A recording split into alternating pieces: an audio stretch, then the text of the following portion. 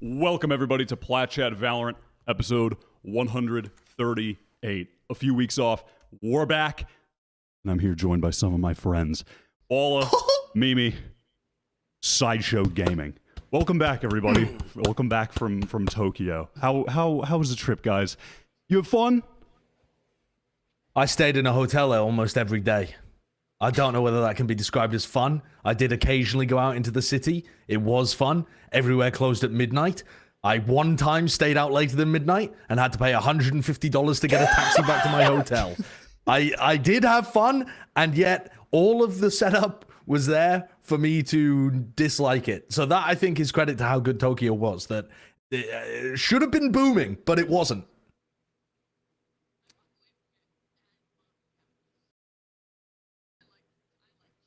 The suburbia.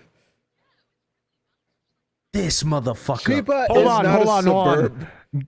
Everybody hold on. Mimi, your mic's Mimi, you're not muted. transmitting to the broadcast. Is it on your end or mine? It's I don't on think her I did end. anything. I can see it. It's on her end. Mimi's muted, and she won't stop people talking about trains for like 3 hours unless we stop her like this. It says on Video Ninja that you're muted. Yes. Guys, there I you go. figured We figured We it out. got dead air. We got dead you air go. right now. Guys, We're 1 minute in, we've got dead air on the big return episode. Can we not mess Guys, around? I was saying I really like Chiba, and I was talking about how good the like commuter rail is, that you can get like anywhere from anywhere really easily, and it's like super connected. Even though we were out in Narnia, we were still like 30 minutes from the city center, which ruled. Japan is sick. Tokyo's sick. I don't know.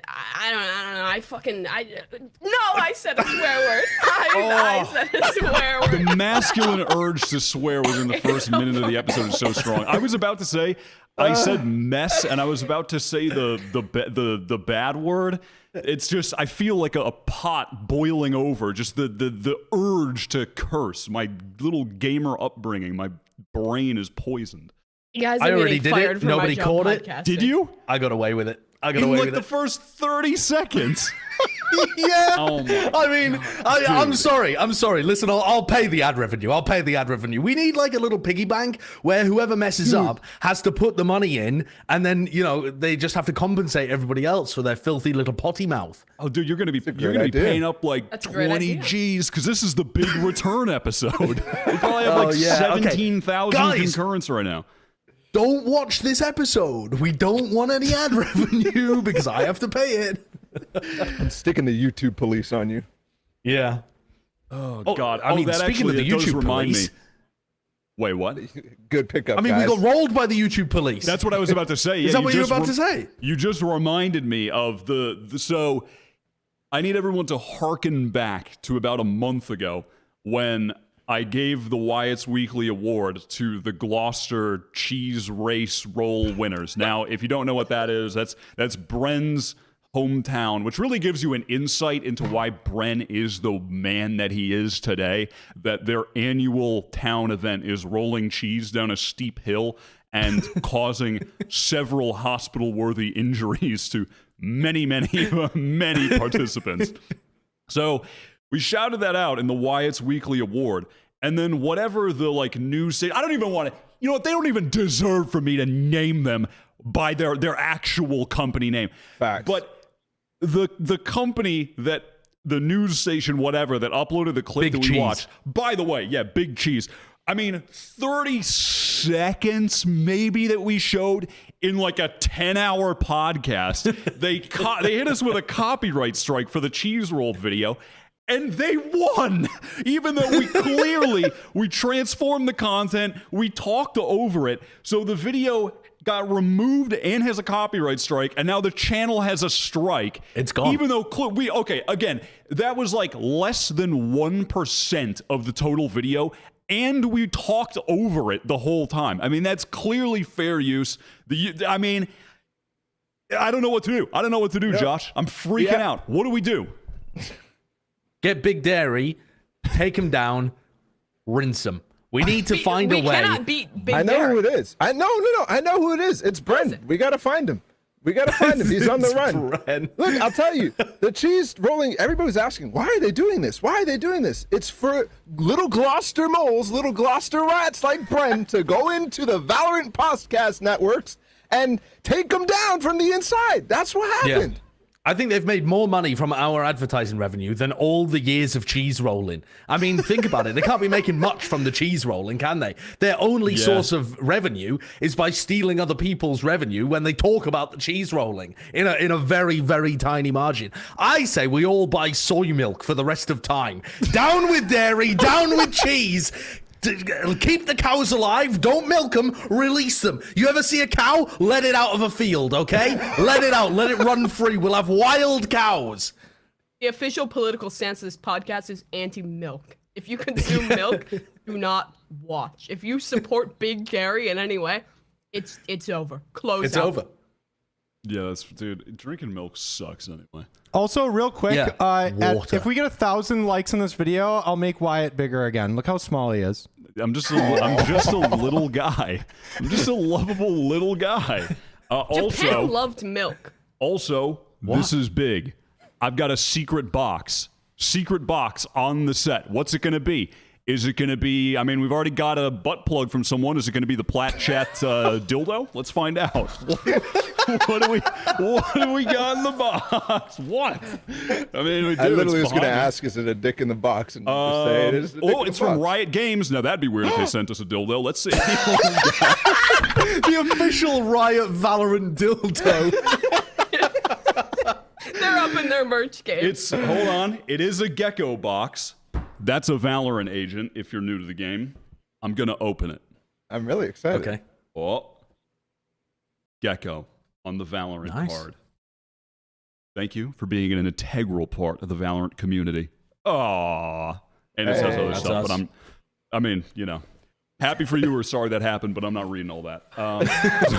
But it's a little Dizzy plush. Oh, that's so cute. Look at this little guy. That's pretty It can cute. replace a bunch of the random where do I stuff that put we it? have behind. I I'm mean, not like, sure. you get rid of the Cloud9 thing. Cloud9 thing? Yeah, that Cloud. Yeah, that's the Cloud9 thing, yeah. I mean, maybe if they qualified, but see ya. The Dizzy there instead. Very nice. That's pretty cool, though. Hell yeah. That was Thank also you, addressed Wyatt. to you, Josh, but you moved. So now it's for the set. You just got trolled. That's very funny. Yoink. Actually, the first thing that you pulled out of the box reminded me that when we were at Masters Tokyo, they were handing out like little things or stuff that you could get as you walked in the door, and one of them was like a Valorant manga that had been custom made, I assume, for Masters Tokyo, and it was awesome. The artwork inside was fantastic. The merch that they made for Masters Tokyo was much better quality than the stuff that they've made before. I didn't notice, but Beth did because she's like she makes clothes and stuff. She was like going through the merch and she's like, oh my god, this is so good quality. What the hell have they done this time? So she was popping off about it. They actually did level up their, I don't know, the like surrounding stuff around the tournament. You referenced Masters Tokyo level up. It's like the thing that was on all the graphics when No, it they said rank up. level up. Rank up. Well, this is awkward. Yeah, nice try, Mimi. I mean, we see where you were trying to take us, but, you know, we're going to keep moving on. Then. So, I'm also, sorry, guys. I'm sorry. next week, so, Mimi, it's okay. You're going to have about 3 hours to redeem yourself. Look at the trains! That's like your baby stimulus. Mimi, look, train! Just start I'm clapping. happy again. Yay! Oh, I don't like Alstom. Alstom fucked up on the new Acela trains. Well, it's kind of it's kind of Amtrak's fault. You It's can't really win. just because You can't they've win. never worked with Hello? anyone but SNCF before. They're so used to working with the French that when they were finally having to build new rolling stock for a different set of strikes? tracks. Fucking Christ. You know what? Throw that Dizzy flash up so it can blind me and gouge my eyes and ears out. Jesus. So, I do want to PSA. If you want to hear about Ascension and LCQ, well, good news. You're going to hear about it next week, not this week. So, you know, hit the subscribe button, hit the notifications, and we'll talk about it next week because there's crazy stuff happening. The teams are fighting for the spots. The teams are literally fighting for the spots after the games. Yeah, this is mad. There's fists being thrown, trash being talked. Dude, I didn't actually see this clip, but yeah, they are popping off going right now. I didn't know crazy. Shandy had This a tattoo that lasts said for a long Shandy. time. But Shandy's, I like He Shandy's lost, look. by the way. He lost. Yeah. Well, I mean, listen. he posted a tweet afterwards about it as well, just being mad that their coach was talking smack. Like, So good, bro. And it's I like love a the COD fact- LAN. Dude, I love the fact that production is just showing it. And if this was Yeah. like Master Stoke, we'd be like, cut off the cameras, go to the casters or something like that. These guys are just like, yeah, keep fighting. Right across Yeah. the So good. stage. It's awesome though. It builds the hype. It builds the storylines. You know what I mean? I enjoy that. I'm okay with that. I'm here for that. They don't all need $10,000 fines for pointing at each other and saying you suck. After the No, game. lock them up. Lock them up. They're going to prison. Well, off to Valorant jail with you guys. All right, let's get into the stuff. We've done enough waffling here and there. Before we get into Tokyo, which is obviously going to be the meat and potatoes of this episode, there's also the big update that came out. So the first thing we're going to hit, TDM, Team Deathmatch. I'm going to start by saying I love Team Deathmatch very much, but also I am very partial to casual FPS game modes. I love being able to just hop into a game and just play for fun, click on people for like 30 minutes, and that's it. That's usually how I like to play games, and I've been having a blast playing this. Like, I played it pretty much every day since it's come out for at least like 30 minutes, an hour. It's so fun. I love that you have some abilities. You get maybe like one ult off a game. I love that you get the it starts, you can do the pistol, like it starts with basically like a pistol round, then it goes into like SMGs, and then it goes into, like Bulldog, Guardian kind of tier buy, and then rifles at the end. I think it's great. There's custom maps. It's awesome to me. But what do you guys think? I nearly had a brain aneurysm trying to cast it. I mean, that it's not. I'm glad that they're not trying to push it. That. I'm glad they're not trying to push it as like an alternative to the actual esports side of it. It is just like a casual mode that can be played competitively, because my brain would melt. It was a fun thing to do once, but yeah, it just looked like the players were having a blast playing as well. I haven't had a chance to actually play it myself. I haven't been able to play any video games for a long time, but yeah, it looks good, and it's also much more detailed, much more effort put in than I was expecting when they said that they were making a team deathmatch mode. I thought that they were making like a training mode, like the current deathmatch, and this is like a whole other game within the game. Yeah, it's pretty cool. I think Valorant has always done a pretty good job and like continues to do better at like just having things that can appeal to a more casual audience. I think like quick play and stuff like that. It's just like a meme in this community that people are just like, oh, +1 in quick play. It just, I think, allows more people to enjoy the game, and people who already enjoy the game to get a different experience, something to de-tilt, to keep you in the Valorant ecosystem, to buy more skins. It's pretty sick, and I think it's clear they put a lot of effort into it. I haven't really been able to play a bunch of it because I've been in Japan, but I'm a fan. Have you played it, I'm playing Ball? the shit out of it. Hell yes. Oh yeah, dude. Okay, good. Let's pog together. let's It's go so off. fucking good. And Yeah. before I start pogging about it, this is the first mode that I'm actually super excited about in this game, because the rest of them, no offense, dog shit. Escalation, dog shit. Replication, I don't know how people play this. I don't know how casual people play this. I don't know how anybody plays this. Team Deathmatch, unfortunately, is not for casual people in my mind, but it's still fucking awesome to just like chill and play. And you actually have to be like somewhat. It's not for casual You don't think people. so? You I are think the it's pretty sweatiest casual. man of all time, No, Paula. no, This no, guy's hold on. opening up Hold on. VALORANT for the new TDM No, maps. no. What? I didn't say that. I just said I don't think that people who are bad at the game, like in general, like who are like People iron who as are fuck. bad at the game No. cannot enjoy TDM. Let me finish. People who are like super casual and want to just like role play can't fucking role play in this mode. People want to role play? How many ERP servers are there in Valorant? Man, you don't. I mean, I know that there's like dating shit going on in the like quick play games, but people are not going in there just role playing. Hello, I am Jet and I live on Split. Yes, they are, bro. I don't know. You haven't been in the fucking Swift play queues, So but bro, people are looking for that shit in this game. I guarantee you. I guarantee you. Can we queue up TDM together? I'll play KJ, you play Raze. No, you know what I'm saying? we can't queue up TDM together, Wyatt. We can't do that. I guess I'm we wanna practicing my roleplay together. pistol. I'm practicing my pistols in this mode. I'm just saying, look, if you're trying to like run away from the deathmatch people, you're like, I just want a game mode to play, whatever. You're gonna get even more mad at this game, even though you want to win, because people are just fucking running around, jet dashing, and fucking one tapping you because that's how it is. And there's what I no. wanna see- It queues you up with people in your rank, though. It doesn't though. It doesn't. Yes, it definitely does. The matchmaking shit is so wide. I've been playing with fucking bots and. It's I like see, the- it's I like see a tweets rating. every day. Breaking Ball, I news, think you're Ball self-reporting. gatekeeping the new game mode. No, if you're playing with bots, you hell just yeah, I swear. self-reported. You just self-reported, Ball. That means you're a bot. Dude, I've been playing with fucking gods in that game mode. I don't know what you're talking about. That's what I'm saying, bro. I just. Or No, I'm the you bot. need to I wait just until talk mad shit right there. you know the whole skill-based matchmaking thing that all of the Call of Duty players mauled about? Like, Yes. oh, they added SPMM to the game, it's ruined the game. Wait until that happens in Valorant. Wait until people are like, I miss the days when I was getting queued into bronze people and getting a 5 KD. This is 10s on stream. Oh, well, why aren't there any more bronze people for me to murder in these TDM games? Yeah. When they tighten that window and you end up only playing against people in your rank.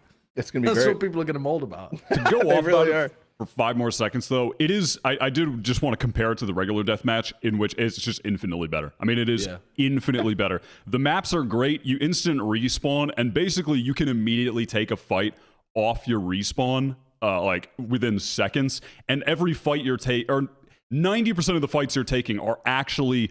You and the other guy know where you both are, and you're actually taking a duel, not like in it's deathmatch where you're realistic. getting shot in the back constantly and shooting people in the back constantly, and sometimes having a duel. Like, you are actually fighting other people constantly, straight up, which is great.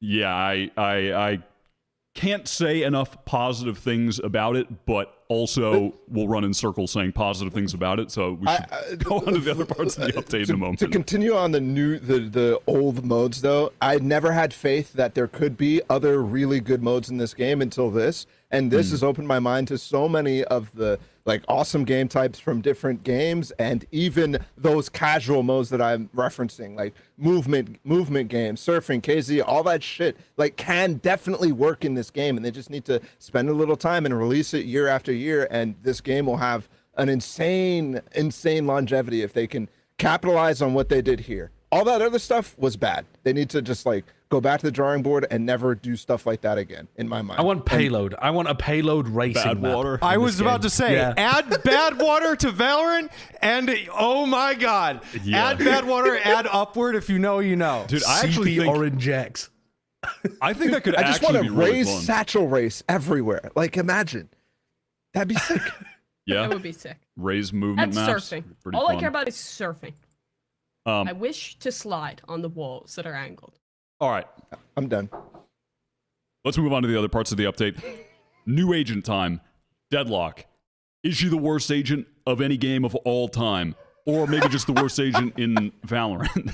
Let's discuss. Do we want to go? We can go through the abilities first, perhaps, and then we can kind of get into some of the reaction. Oh, yeah, do we want to? We can start with the clips, too. This is Alfear playing. I haven't Alfie seen is so this. funny. He's playing Dude, that- Deadlock. the He's just, wall, so man- he's just. I mean, he's trolled himself. He's absolutely buried his own team. And I watched the full video. I saw this clip. I watched the full video. Most of it's in Turkish, and he is just trolling his team like repeatedly. He's trying to play it like a Killjoy or a Cypher. He's halfway through the game. It's his first game on Deadlock, to be fair, but I don't think he read the patch notes because he's halfway through and then he didn't even realize that his trip doesn't actually watch the flank. He's like got his trip behind him the whole time. By the way, he's playing with Leo on Killjoy on Lotus, and they're still just getting flanked every round. Yeah, that is That is rough. So that's not okay. That's not an accurate display of how good the agent could theoretically be with like time and all of whatever. But Have you seen the highlight clips on YouTube?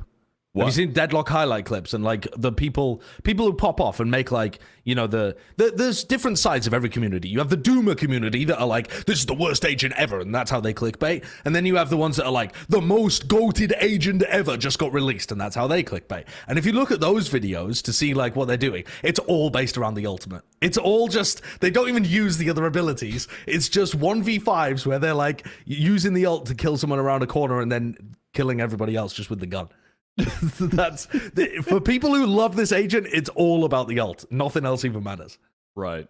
I mean, that's whenever a new agent comes out, there's a power vacuum opens, and there's a race to become the I'm this agent YouTuber. So that's like every single time. So and that's how you start it. It's the most goated agent, and then you're Deadlock man. But so the signature ability is the barrier mesh, which is the thing that Alfier threw and trolled his team with, which is the signature ability, and then it throws and it puts up stage wall.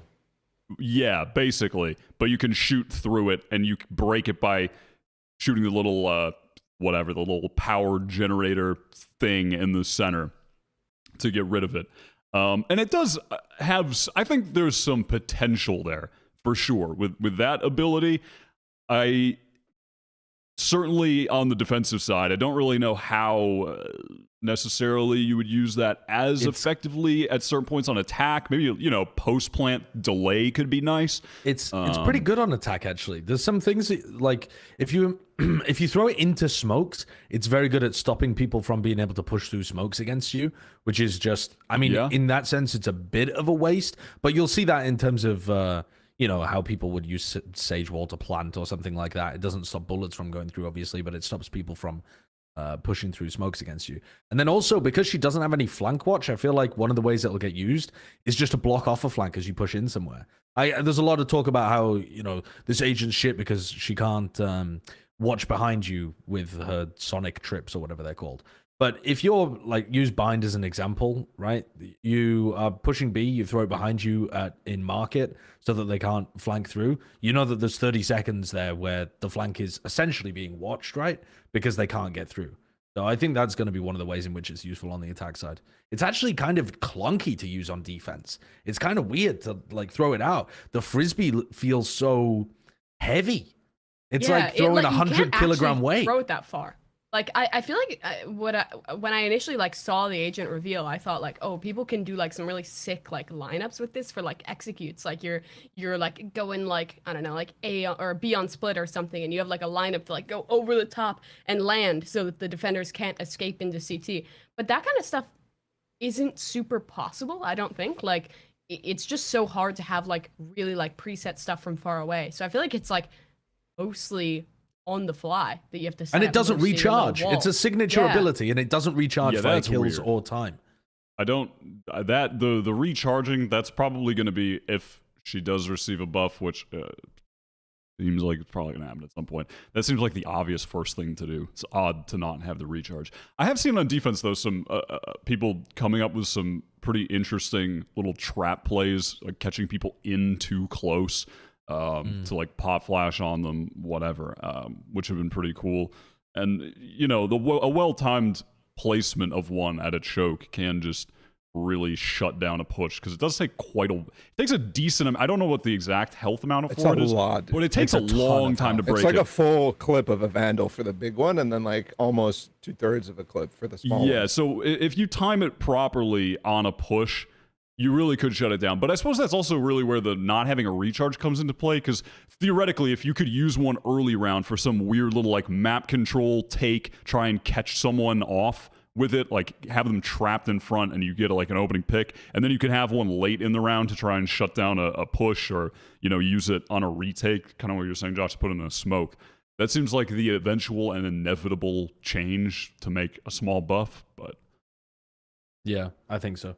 It's it's also just really clunky. I feel like it's really awkward to use. It would be a sick ability if you could, how you know how cyber cages for Cypher, you place them, and then they have about the same level of arc, like a stim beacon or a cyber cage or something, but you can leave them there and then you can deploy them later on in the round. It would be an infinitely more useful ability if you could, in the setup time, go down, make sure that it was placed properly, and then bloom it. I know that that's not their goal for the agent. Their goal is for it to feel more free-flowing. But the fact that you have to like have some lineup or peak in order to frisbee it out or something just makes that wall so much more annoying than it should be. Yeah. Okay, so one of the other abilities, which is kind of like the whatever, tripwire alarm bot-esque, you know, map control knowledge, or rather like knowledge ability, is the sonic sensor, which is the thing that you put it up against the wall, and when it deploys, when an enemy walks near it, it sends out like a breach stun, basically. It sends out a concuss onto the player, which I've seen, I was going to say mixed reviews on this, but mostly it's not very good. Seems to be the standard review. Have you played around with it at all, Bala?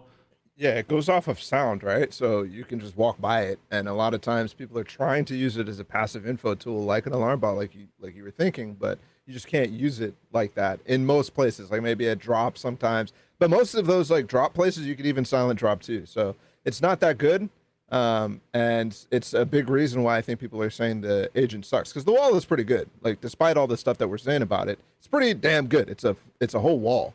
But her other pieces of the kit just don't really fulfill the same like strength, and I think this one is particularly it. It's good for stopping rushes because you know you can't rush into it; you'll get stunned. But you could also hear it, and you can break it. So like even after it deploys. Yeah, even after it starts to shoot the stun. So it's less useful than a fault line, right? Because a fault line comes through.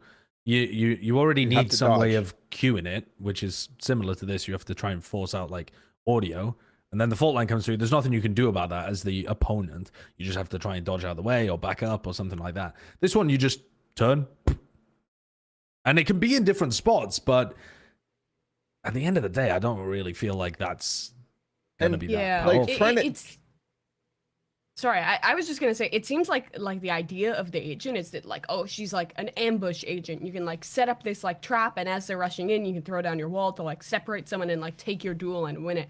But just all the utility is broken so easily, especially her stun. It's like you're saying, as it's activating, you can break it. You can hear it when you're walking up, so contact plays are really good against it. It just doesn't feel like there's a way to get consistent value out of it in the way that you can most other abilities in the game, at least to some extent.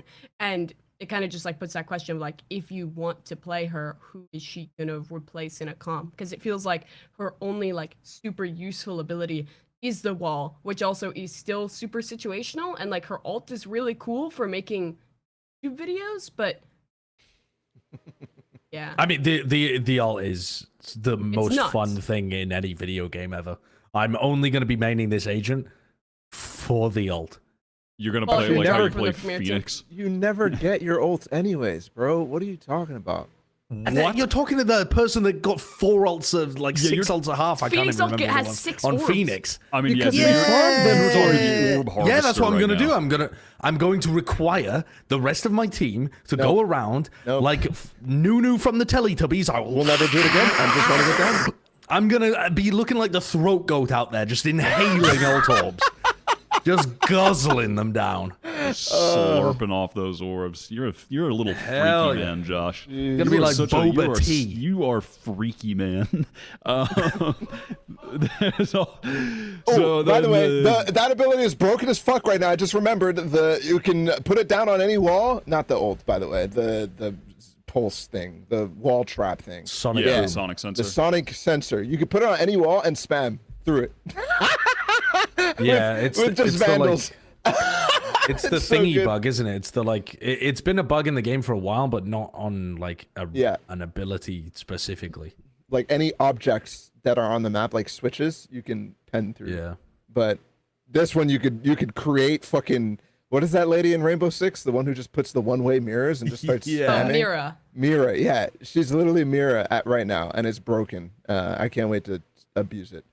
Yeah, that's pretty horrendous. The last standard ability, though, is the nade, which is like, almost kind of like a Sage slow in a way, sort of weirdly, but it's just a nade that you throw. If anyone's caught in it, they're forced to crouch, and you have to hold down E like you're tagged by a Cypher dart, and you take it out, and then you can uncrouch. Kind of wonky. I mean, I could see maybe some, again, like trap play combo potential if you catch someone in this, and then you pop flash them, you catch them in this, you recon them, whatever. Any number of abilities that can combo with this potentially if you catch someone in it that could net you an easy kill.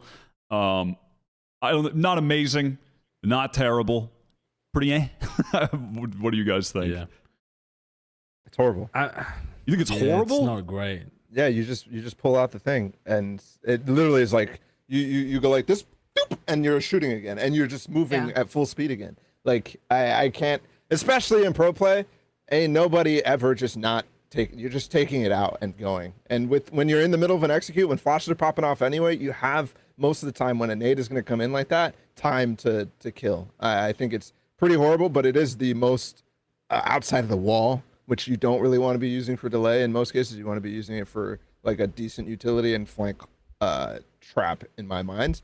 But it's like the only delay, so okay, we'll take it. I really think that it needs something else. Every other ability like this that tries to delay is either doing decent damage or is adding some other I feel like it affix should have to vulnerable. Vulnerable, decay, some shit like that. Otherwise, what is it doing?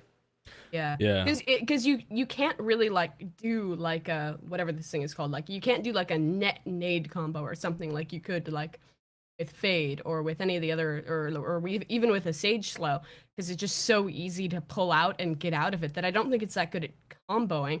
Like Wyatt, what you're saying with like being able to flash around the corner and fight off it, that really feels like the only option besides just general stall. And even then the pullout time is so short that it just feels like kind of like maybe sometimes if you catch someone in a weird spot, you can swing and punish. But again, it like has the issue that I think a lot of her kit does, where it doesn't feel like there's like much like consistent value where you can use it in this spot if you have the right timing and like always get use out of it. I don't really think you can. Yeah, it feels like, so like we were saying, Bella, when you're on the attack side, you use a flash or use something to be able to create an opening for yourself to get through a choke point, and it gives you a certain window of time, let's say like 1 or 2 seconds, to be able to get through that choke point. And the other mollies are good because you put them down and you deny that space for the amount of time that they tried to open the space.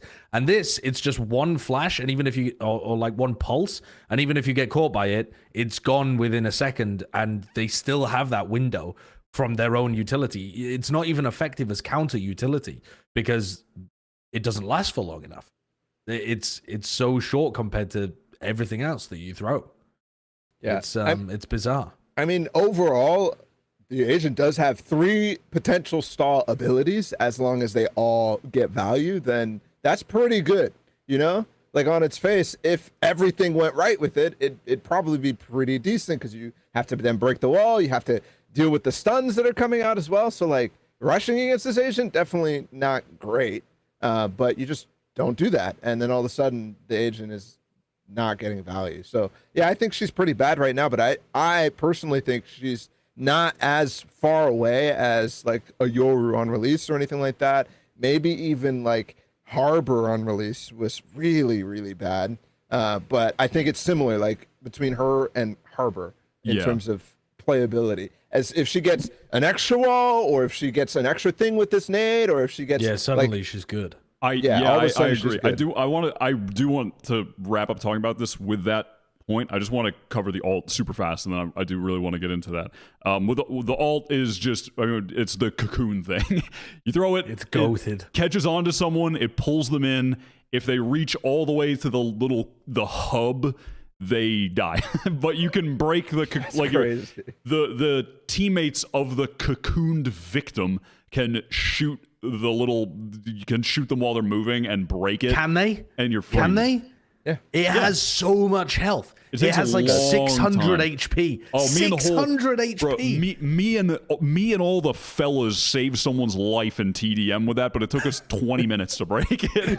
But Yeah. it was on District where there's like the long sewer, so we were just shooting it like going all the way down, and then we finally got this chamber's ass out of it, and then he was already in their spawn and just died. Yeah, so he's just dead anyway. So I feel like most of the time it is just not. I feel like the ult is in a bad spot right now. It's cool. It really fulfills that like what's it called? The power fantasy. Yeah, the power fantasy. Like, it really does fulfill that, I think, when you use it.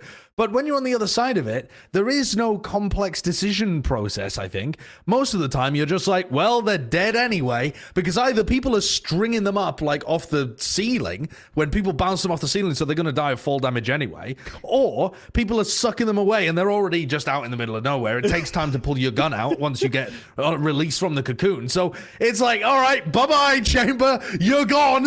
Even if we try to save you, you're gone anyway, so I might as well just fight my own fight. It just doesn't feel like the health pool is small enough on the ult to make those decisions even worthwhile. But, Like, you go too much like smaller on the health pool, and all of a sudden it's just getting shot out every time. So yeah, but I mean, Thrash has 200 health, right? And that's still getting value, even in pro play. And yeah, that does like dive around the corners, and it's quicker and stuff like that. Yeah. But for a moving target, you don't need 600 HP. yeah, 100%.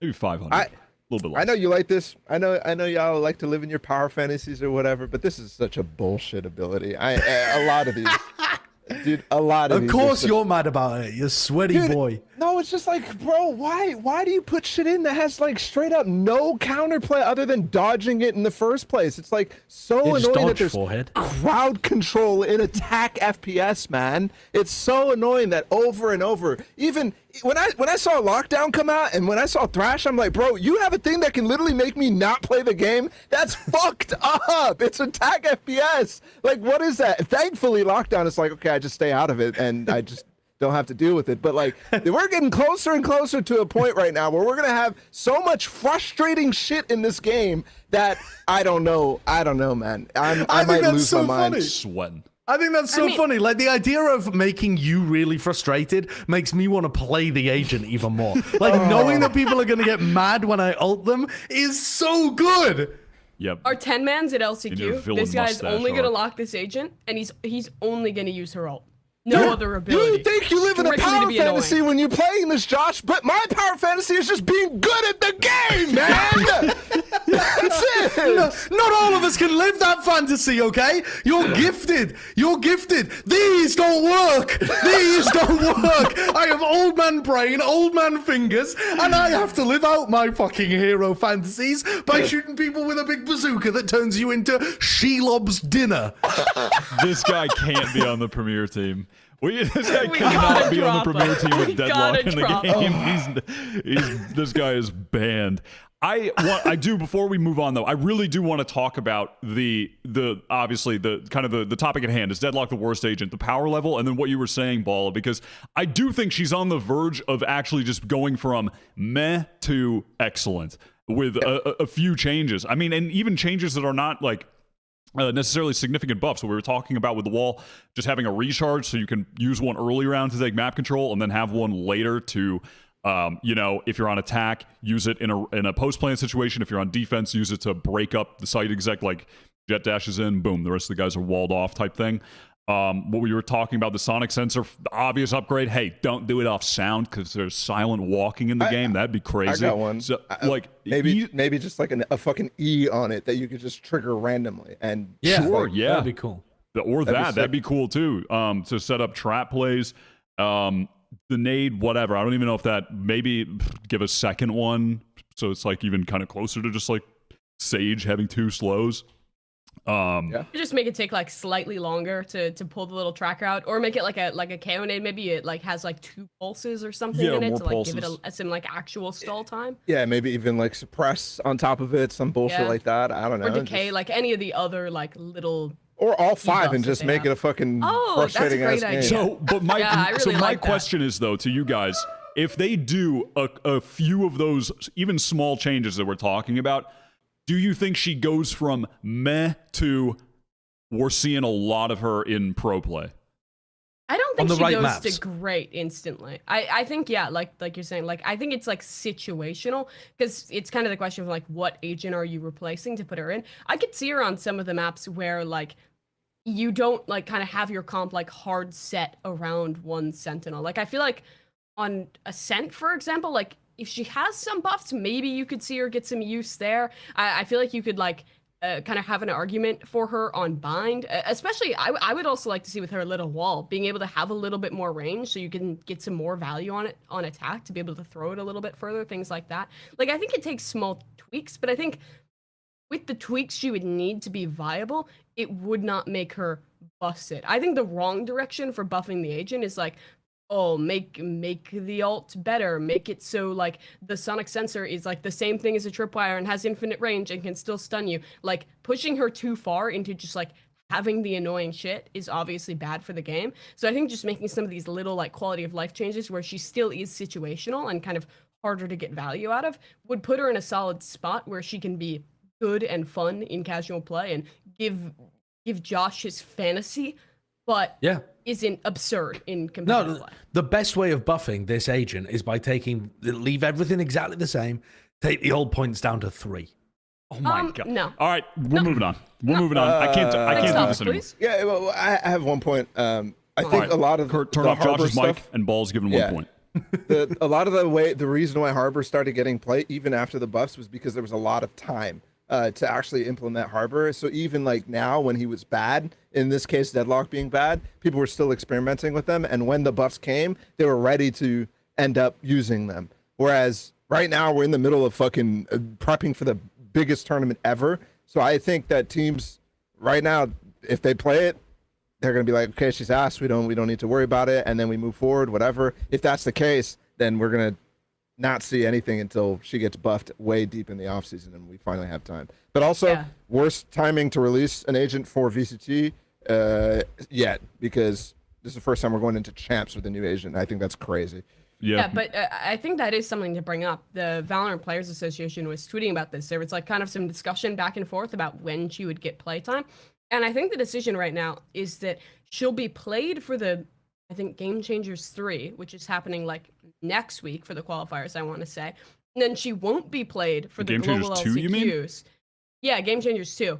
I'm pretty sure that they said she's going to be in play for that, then not in play for LCQ, and then she's going to be in for Champions. Interesting. Well, hopefully Alfear Yeah. gets better on Deadlock by Champions, because he was really good at Tokyo. I don't know if you guys noticed that, but Alfear was pretty He's okay. good. In fact, some may say MVP worthy. And in fact, that's what I'm saying, because he's my Masters Tokyo MVP. And I don't know if What a anyone else segue. picked Alfear for this. But if you No, of did, course not. speak now or forever hold I your also peace. picked Alfia. Okay, Mimi has also picked Alfear. Has anyone else picked Alfear? I was so close to picking Alfia, but I ended up going with somebody else. But I do think Alfia was in absolutely outrageous form. Like, he just was so good at winning duels. I mean, you pick? he was in absolute god form. I'm here to give him his flowers while he's on this outrageous run of form so far in this year that feels somewhat unexpected in a way. Not that he didn't have the talent, but on a team as stacked as Fnatic, I just don't think you would have put your money on Alfear being the most significant fragging impact player in so many of their games. I mean, I think the worst overall This is crazy. plus kills he had in any series was like plus 11. Like every other series is like plus 23 or 22 for the series. Playing KJ and Cypher on bind. Why is he going like 19-6 and Cypher on bind? That's like that's winning- illegal. That's winning that's so many illegal, fights. Josh. He was winning fights against NRG when they were double facing into him repeatedly. And then he's It's not okay. It's not that he's just like, you can't do that. it's As someone ridiculous. who was just really found myself rooting for EG at the end of this tournament when they were making their crazy run, he's in my fucking nightmares. In both of the EG series, the amount of just like late round oh, EG has a great round here. They're looking fantastic. It's a 1v3. Just Alpha Gear won it every single time. Oh, EG has won one round. The next round, Alpha Gear is getting a 4K. Just like the consistent performance he was having was ridiculous. For some reason, he was still involved in some opening kills. Didn't seem to lose a single one of those either whenever anyone came to his site. It's just wild, and he was putting up these numbers back in EMEA as well, and he was doing well at lock-in. Like, his consistency on this role, playing like Sentinel, is incredible. And sure, I think he still does take more risks. He can get a little silly at times, but he's just so good that even when he makes the wrong decision, he is still just so incredible at bailing himself out. And I think he's talked a lot about this himself. Like, I think he kind of, in his own words, has said, like, am I letting, like, the Turkish Alpha Year or the Fnatic Alpha Year out at times? And I think he's done a really good job of finding the balance between that, like, incredible young star who takes risks, who is crazy individually that we saw coming into the team, and the guy who's developed into being a very critical part of Fnatic strategically, and being a guy who is actually very good at his own role. And I think at this event, he really did find that perfect balance to just be insane. It's just unfair. It's just unfair when Alfier can just suddenly be the most dominant player on the unbelievably stacked Fnatic team. That's just not. It's not allowed. That's got illegal. Durka. They've got Leo. They've got Chronicle. That not everyone needs to be this good. Yeah, they don't need it. Someone's got to step in. greedy, honestly. It's he's some he's that Logan guy. Roy buying all the news stations activity from Fnatic. Like, this has to be illegal. You can't do that. Riot, right. step in. Balla. Do you have something, do you have something pressing you wanted to say, Josh? Or are you going to hold it in? No, I can hold it in. He's going to hold it in. Balla, who's your MVP? Who'd I pick? Reveal it. Dude! What is so stupid? You're so stupid. Why are you trolling, dude? Why did you wait? So why are you trolling? All right, what Oh, else you do you have guys to say about were Alpha popping Year? off. No, You cannot nothing. repeat any points. No, Okay. they already said he was popping off. All right, bet. New point. When he first joined this team back at EMEA stage 2 last year, and fucking owned and was the GOAT in EMEA and was the MVP there, and then went to LAN for the first time, and everybody's like, is he real? And then he was fine at Champions anyways. You kind of expected this type of performance. Now he's a 2-time champ at 18. Can't like he's gonna be the GOAT. Okay. Balla hit us with the Anything. narrative. I like that. Good narrative, Balla. I mean, I really wish I'd picked Alpha just for the double troll here, but I didn't. I went with the person that Alpha picked as the MVP actually, which was Leo. Every time I watch Leo play, he is just, to me, perfect. Every piece of utility gets outrageous value. His intuitive sense of where he needs to be and which teammate he needs to support is ridiculous. He's also fragging incredibly hard. He's not in as many fights as, the traditional people that take a lot, like Durka, for example, or in this tournament where Alpha just had a hot hand and decided he was going to kill everybody. But he's so good. And I so rarely see him make a foot wrong. We were talking about how Alpha frags himself out of those situations. And that, I think, has been a fair criticism of Alpha in previous tournaments. And in this tournament, he just killed everybody. So he just got out of those situations no matter what his decision-making was.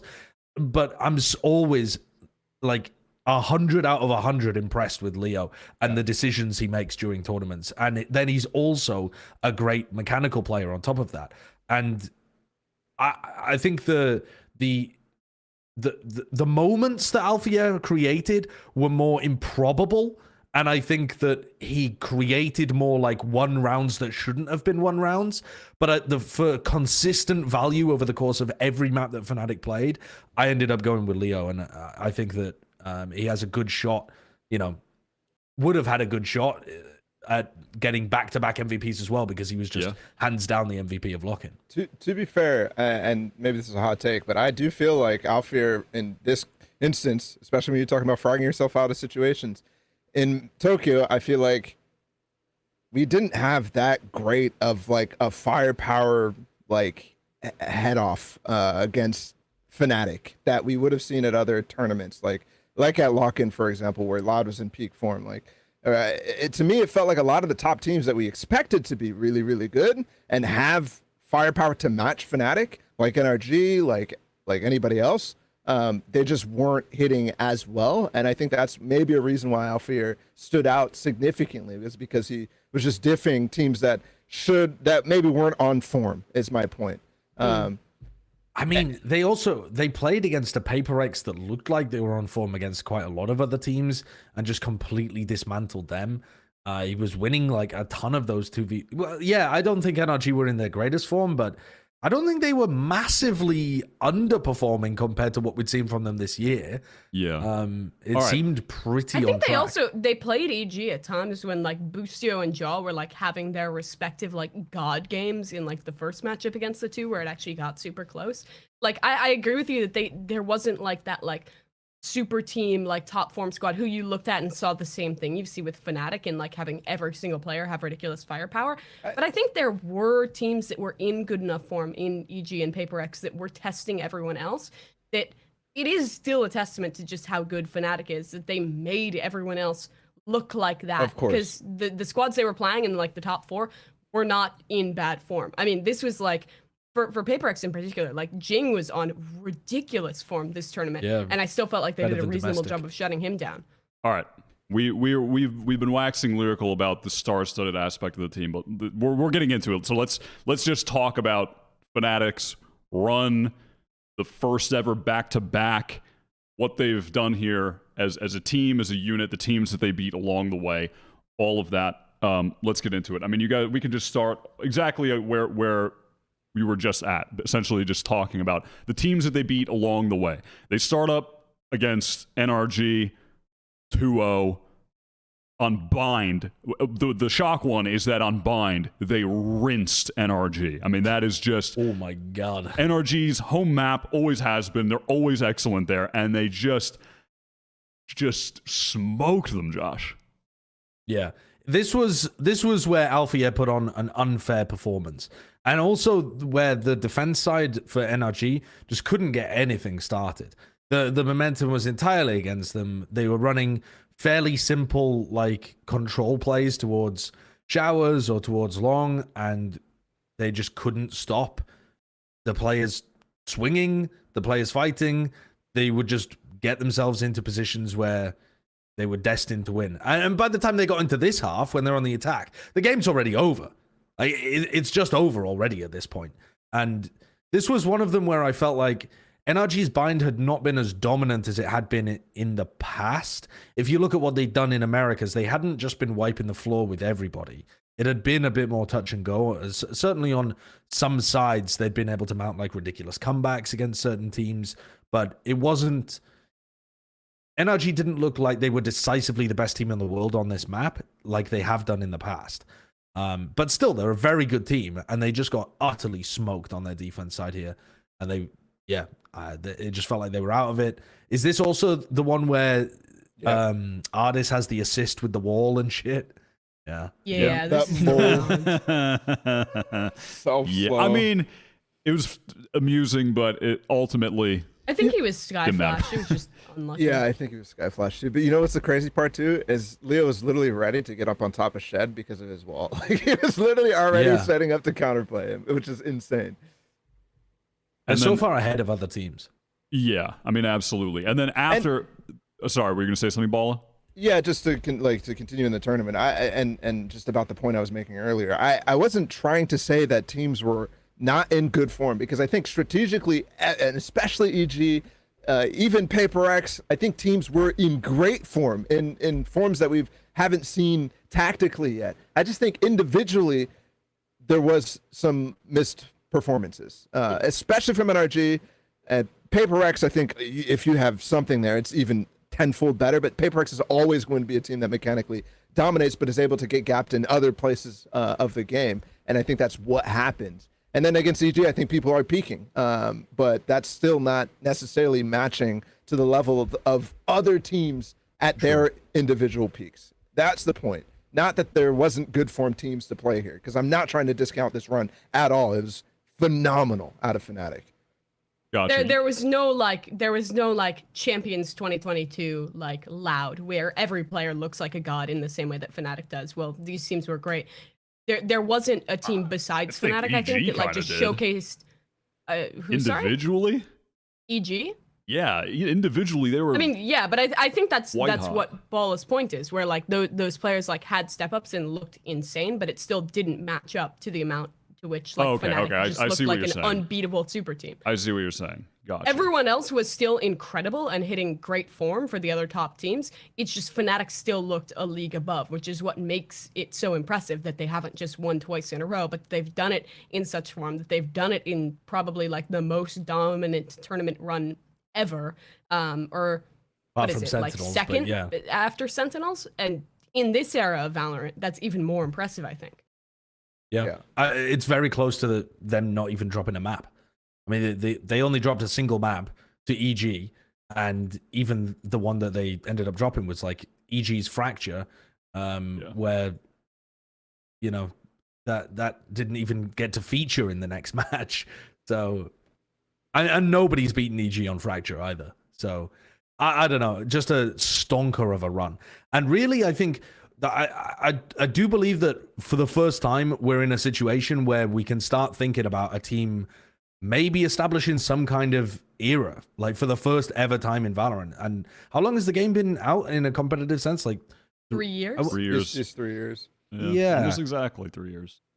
Yeah, so 3 years of VCT running, and we're now starting to see a team that we're not in the era yet, but if they continue doing things later on down the year, this is definitely a team that can start some level of actual dominance. And I love those kind of stories because you root for everybody else to knock them off the throne, or you root for them to continue it. And it sets up, I feel like in Valorant, we've had defending champions, but it hasn't really meant too much yet because we've never had a defending champion actually defend. So what does it even mean? It's just kind of like fresh every time you enter a tournament.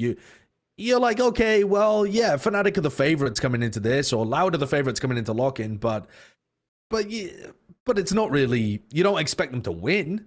Yep. You just think they're the team that has the highest chance of doing so.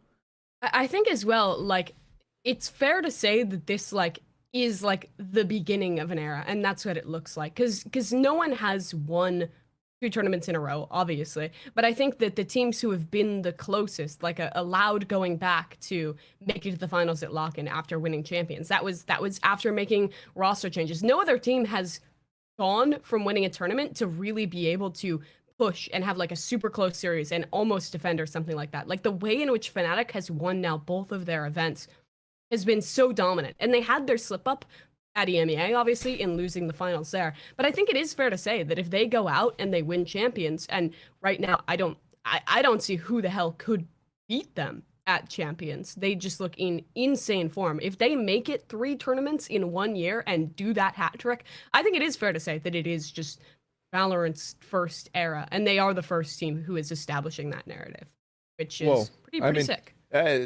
Optic had a chance at Copenhagen, and Gambit also had a chance in 2021 of winning. Sure, Berlin but and I don't think neither of those teams too. had like a clean run to even get to the point where they were trying to defend their title in the way that Fnatic did. I don't think. Sure, yeah, but I mean, it was still there when we were back there. We were 100% talking. Gambit's about run was pretty sick. I mean, yeah, they were trolling in groups and stuff, but but they still looked incredible.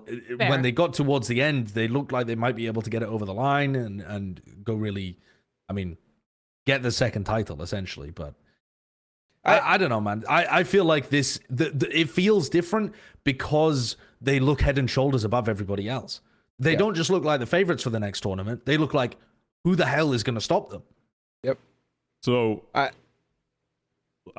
want to. Do you have some last point, Paul, before I? No, not really. Okay, because I was going to say then, obviously that's leading into the next team, the second place finisher, EG. Are they the team that, with more time, the rate that they've been improving since the beginning of Americas till now, can the improvement keep, ascending at a similar rate, or even, close to a similar rate by the time Champions comes around, where they can, they were keeping it close against Fnatic, but to actually take more maps off them that aren't Fracture, is that a possibility? Or alternatively, do you think that EG were in stupid white hot form right now, and that was possibly too heavy of a component of this run, and it might cool off. What do you think about that, Balla? Well, I think certainly Busio and Giacomo played much better than they almost ever had in a streak like this. So yeah, you could call them white hot, but I think Demon 1 cooled off a little bit here at Masters, even though like he still had his moments where everybody's like, holy shit, he's the new king of hell or whatever, like that sort of stuff. Like he certainly was there, but he wasn't the same level of America's dominance that Demon 1 was showing off. So I think these guys definitely improved over this run. But for me, there was even heading into this grand finals, I was still not really sold on the fact that they could really complete the run in something that is so difficult. Obviously, the biggest underdog run ever yet, like getting all the way up to second place out of a position where they shouldn't have even been in the playoffs, is ridiculous. But my biggest concern for them is what they do now that they aren't playing with the fucking, what is the term, the casino thing, house money. House money. Yeah. Now that they're not doing that, then what the fuck? Like, how are they gonna actually capitalize on this run from themselves? How are they gonna continue to improve? To me, I think you can break down EG's run a little bit into two parts. One where they were in that white hot, unbelievable form, and the other where they were just running based off how good the team is going to be.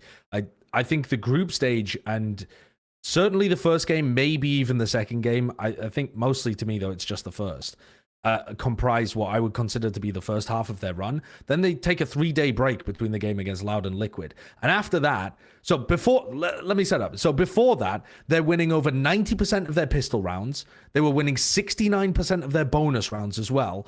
They're unstoppable. There's no team in the world that's going to be able to beat them. If they go up against Fnatic, and what games are you talking about where they had that? Group stage. So this is Just this the is group stage, and the game against Loud.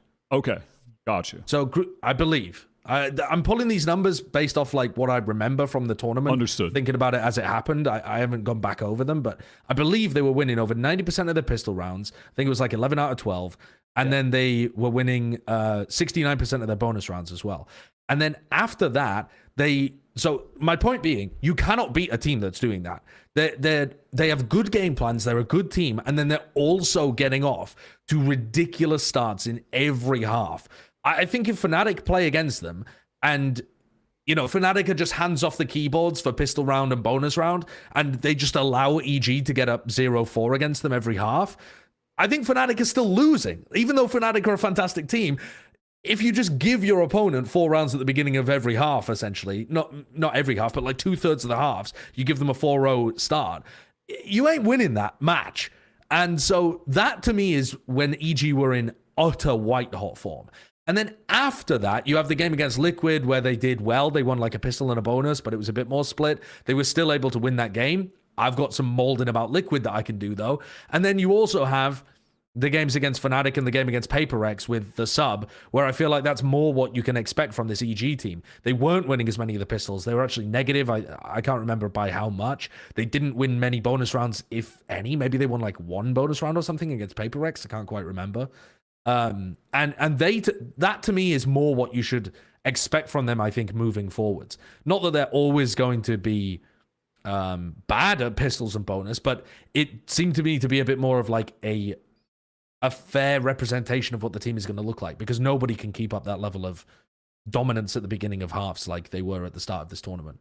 That is the unreplicable part. Reminds me of the fucking Leviathan group stage from Champions last year. That sort of like random streaks of pistols and bonuses that they were pulling off. Like it's a miracle run. Yeah. Yeah. I think it is fair to say that part was, but I think the parts that show me that maybe EG could have more longevity, I think is as they got deeper, as they started to play against the better teams. For instance, like that first Fnatic series, because in that first Fnatic series, I think that was the first game we watched them where like, okay, they're not getting away with any of the bullshit. They're not winning the pistols and the bonuses in the same way they were. They're not starting every half like 5-0 up. But they still did rally to win the second map and then come back and nearly win on split. And I think a lot of that showed, like, beyond just their fracture, which we obviously know is fantastic, that they can consistently still pull stuff off, like all the little ult combos, all the on-the-fly plays that we're talking about, defining this team and making them so good. Similar, honestly, to the way that Fnatic does it. They were still able to pull a lot of that off versus Fnatic and really push them, and also still have individuals who were finding that top form. And seeing that in this tournament, like you were saying, that like Demon 1 wasn't fully unlocked. Like, I feel like from some of these players, well, I think it was a humongous step up for Boostio in particular, like ending definitely being the strongest player on EG, and for Jaw as well to have the tournament he did. I think there is more potential to be unlocked in more of these players, in particular in Demon. I think there are maps where we really saw like peak Ethan, but I think you could get more consistency out of him as well. And I think them being able to actually pull stuff off strategically and actually like find counters, find combos against top teams to be able to get wins is where I do see a team that can have consistency. Do I put them then as a favorite to go top 2 in Champions again? I don't think so, but I think you do look at them going into Champions as a team who you will expect to make another deep run. And it really is a question of how much of that, like, that miracle stuff can they unlock again? Can players like John Boostio have the same impact? Can they keep finding new ideas? Because what defines longevity in this game is being able to not just have the one tournament, the one event where you're innovating, where you're at the forefront of the meta, which I think EG was at this event, showing their fracture. We saw NRG try and steal their comp, weren't able to use it to the same extent. We saw them being that squad who took a lot of the influence from top teams like Fnatic and added their own spin to it that made them so good. And now it's like, how much can they continue to add more to that? And that is where I can see that I think EG will be able to continue to have new ideas. And that's where I don't doubt this team. But I don't think I favor them as like another like back-to-back finalist. Sure. So do you guys agree that they're in the upper echelon, but you're not convinced that they're going to you're not convinced they're ready and primed to make the finals again or contend for the title, but they're firmly in the upper echelon? Yeah. Kind of all on the same page with that? Gotcha. Yeah, I mean, I think that kind of sums it up. I mean, it was an excellent run. It was a surprising run. The player form was insane. You know, they do show unique, cool stuff, especially on Fracture. We've seen time and time again. But I'm just excited to see more and where they can take it from here. And if there is a reset period, how they can kind of grow from then, how their improvement will continue to pace from this point on, because it's just been so explosive. Explosive in Americas. So I'm really looking forward to looking at a group draw though, because a lot could change all of a sudden in a group situation. Definitely. Where we're all resetting. And EG, while they might be in that upper echelon, is still to me a team inexperienced enough that I have a question mark about them. Like, depending on what type of group draw they get. If they get an easy group, okay, they should make it for sure. But if they get a hard group, all of a sudden I'm not necessarily putting them in an advancement position right away, like I would have with Optic and Loud, for example, in the same group last year. Like, it's not that same level for them yet, because they just haven't proved it yet. Are they not, I mean, maybe we're overstepping ourselves here a little, but for Champions, are they not guaranteed to get 2 of the, like, LCQ teams in their group? Because half of the teams from Champs come from LCQ. Almost. Pretty much. I don't know. There's 3 from the Chinese qualifier. Yeah, so maybe of all those LCQ teams in then? an LCQ team or something. Unless they get EDG in their group and somebody else who looks like they're doing well from LCQ, I think they should be down to make playoffs minimum. But it's 16 teams. We already know 9 of them. Yeah, so I think you are guaranteed 2 either Chinese or LCQ teams. I assume they're going to try and split up the Chinese teams in groups. That's what they usually do. So, like, EG are either going to get Foot or an LCQ team.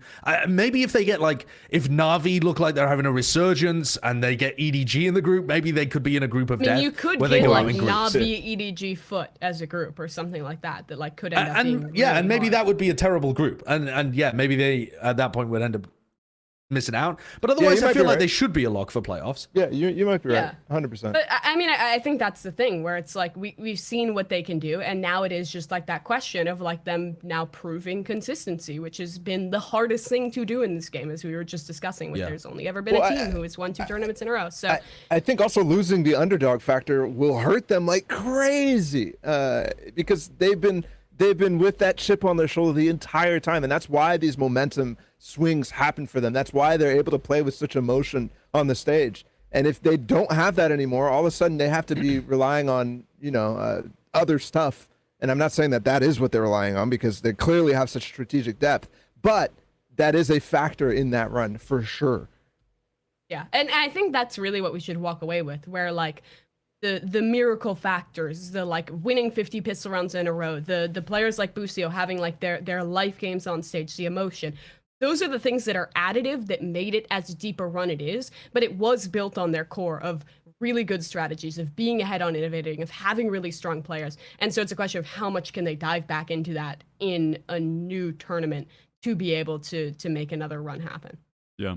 Sorry, I got distracted there for a second because the Plat chat laptop said your ass is downloading a Windows update mid-show. Get trolled. So I had to pull the notes back up on my phone.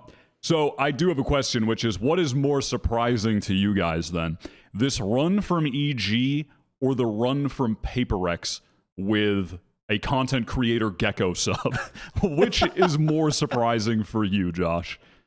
I mean, I definitely did not have PRX making a run with a content creator on their team, for sure. But I don't know. I think it's really difficult. There were kind of multiple Cinderella runs happening all at the same time in Tokyo, which made it such a fun tournament to follow. I mean, the biggest one I think that people will end up remembering from this potentially is EDG, because they just shocked the world with them being able to actually get wins, and Kankai's just such an emotive person. But this was another one that was going on, as well as the EG one too. And PRX ended up playing against both of the other Cinderella teams. They knocked out EDG and got knocked out by EG. So, I don't know, just a bizarre occurrence in this tournament. It felt very scripted for like all of the maddest stuff to happen that possibly could. It unfortunately, though, has left me with a sad feeling at the end of it, which is, God damn, I wish something was able to play. Mm-hmm. CGRS did well, but I want to see what this team is capable of with something. And I don't want to wait until Champions, where the team might not be in the same level of form that they were in at this point. I don't know. Maybe their form is going to be just as good. Jing ended up playing better than he did in Pacific, I think. Devi played a little bit worse. Forsaken stepped up. Yeah, Forsaken stepped up, yeah. He was playing my just God, like, I wish something was here. For sure.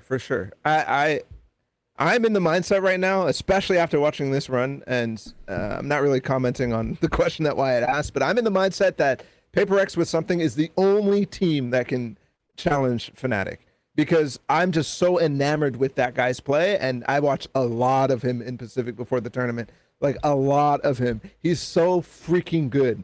Like, he has so much awareness, the same level of like awareness and spacing that Josh was talking about when mentioning Leo. Maybe not the same amount of like restraint in most of the instances, because he does go full PRX mode when desired, and the desired thing is the important part, because he does it in very, very good timed places.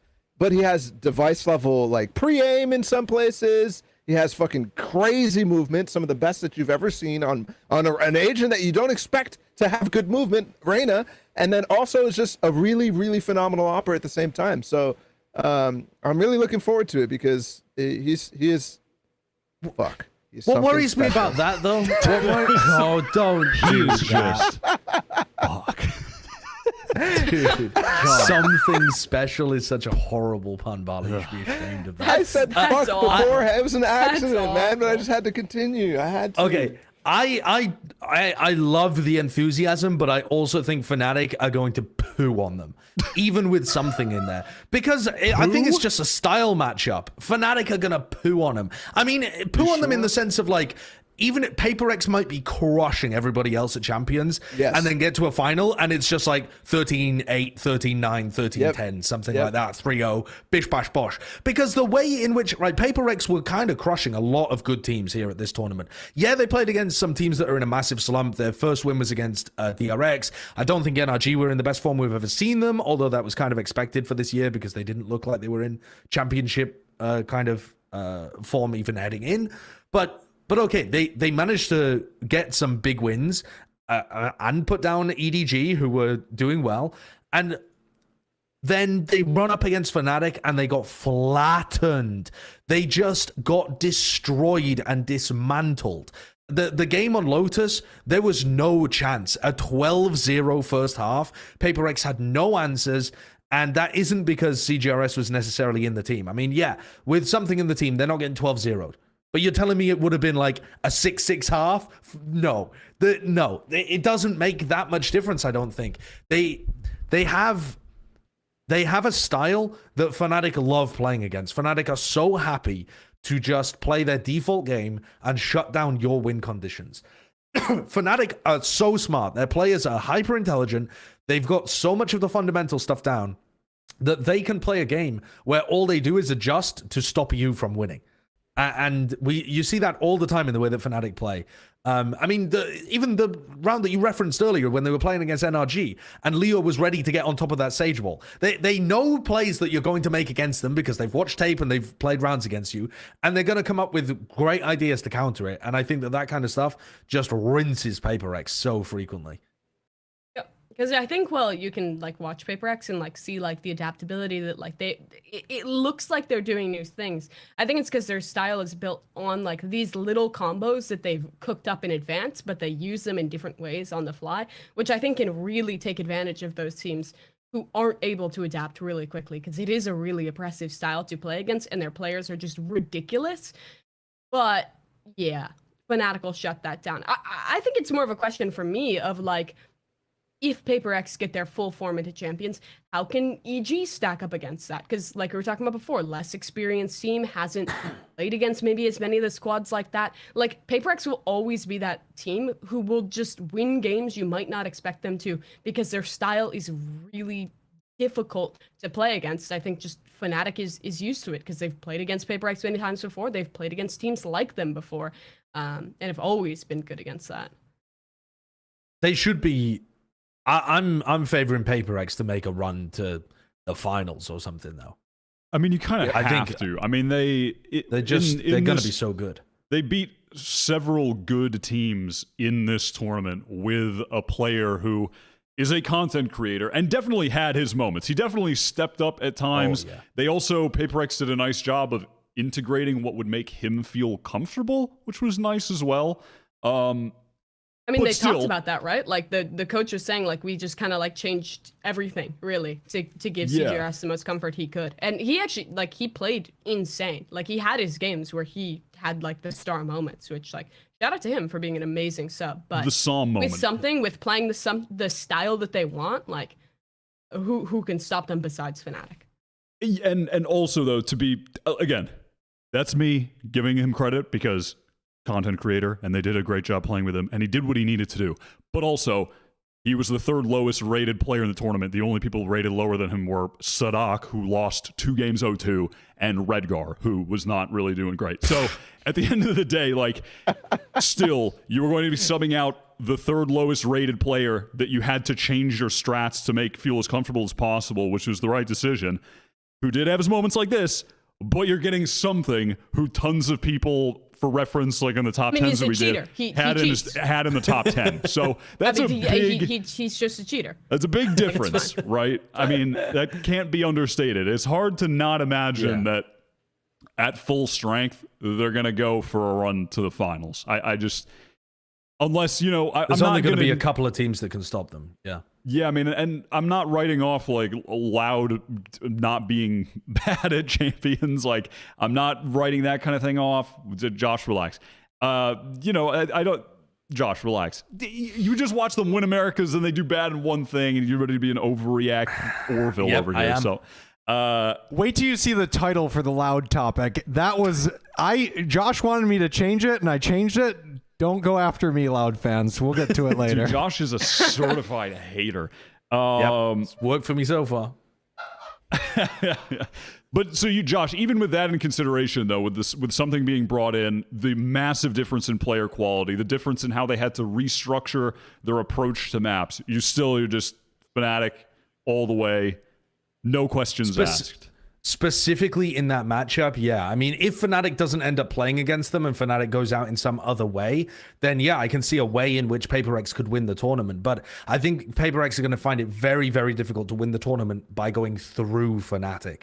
I think that's just going to be so tough. By the way, even though you are expecting something to be a massive upgrade for this team, remember that he doesn't have this level of experience playing on a big stage. We haven't seen him at Masters Tokyo going crazy in games like that. He will be playing for the first time at Champs, you know, in a game of that magnitude, with a crowd of that magnitude. And from some of the comms videos, it does seem like he can occasionally get into his own head about that kind of stuff. There are definitely moments that the org has picked out where Alex has had to step in and, you know, help him cool down and collect his thoughts and put his headspace in the right spot. So I feel like if there's one thing PaperX is good at, though, it's just like vibing on stage and making people comfortable. Also, he was this good. Pacific was on a stage. The grand finals was in front of a big ass crowd. I'm not saying he's going to be terrible, obviously, but all I'm saying is he's not Josh, have you guaranteed watched to be the best Valorant player. We Esports? always talk about this narrative. I feel like the very inexperienced are going to choke on stage. Okay. Shut it down. Yeah, I'm telling you to shut down the narrative. I'll do it for you. Fucking. Okay. Sorry. I thought you were shutting me down, shutting down the narrative. So now I need you to shut down, shutting down. Shut.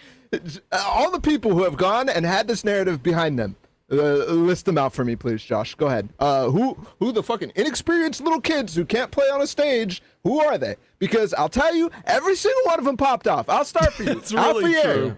Alfie had his first tournament, did not pop off. Alfie had massively underperformed. Bro, come on, massively man. underperformed his first Fnatic tournament. choked. That was all. And then fucking champions. You're literally your first example is wrong. Aspas, Reykjavik, fucking pops off. Aspas was great. Yeah. Demon 1, pretty good. Okay, not awful. Trent. Trent. Fuck. Trent. But the whole guard team. The guard was ass. They got 0-2.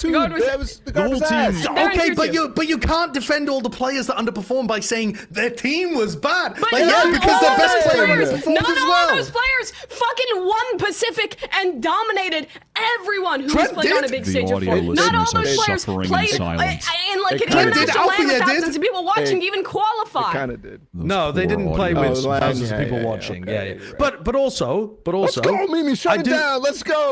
I don't think the narrative is accurate in the sense of new players always don't perform.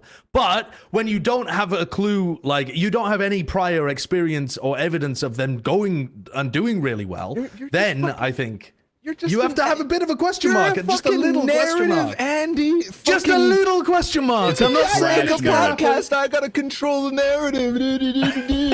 No, dude, I'm with you, Ball. I hate this narrative. Josh, keep this narrative because it sucks ass. It's all yours, buddy. This is your narrative. I want nothing to do with it. Nothing to do with it. Do we want to move on from PaperX? Does anyone actually? I do have one last thing on PaperX that I do actually genuinely want to ask you guys, which is, what do you think is the critical thing that they did that allowed them to have this run with the sub? What was the crucial factor? To me, it's what Arden actually said while he was on the desk doing probably one of their first games, which was the way that they've built their team is not by focusing on macro strategy. It's by a lot of small micro plays, and then they're just used to knitting it together and kind of improvising on the fly. That's easier with a sub in, because you can still do all of the smaller micro stuff, and the sub doesn't have to learn, like, I must be positioned in X place. I must always throw this in order to push somebody back. I think that's the biggest reason why they've been able to fluidly incorporate a sub. Ball shaking. Fucking stole my narrative. Yeah, Josh comes in with this whack-ass narrative and steals Ball's good narrative. That's great. That's crazy. That is crazy. This dude's the NRG of narratives. Just stealing shit. Messed up, man. Narrative theft is a serious crime.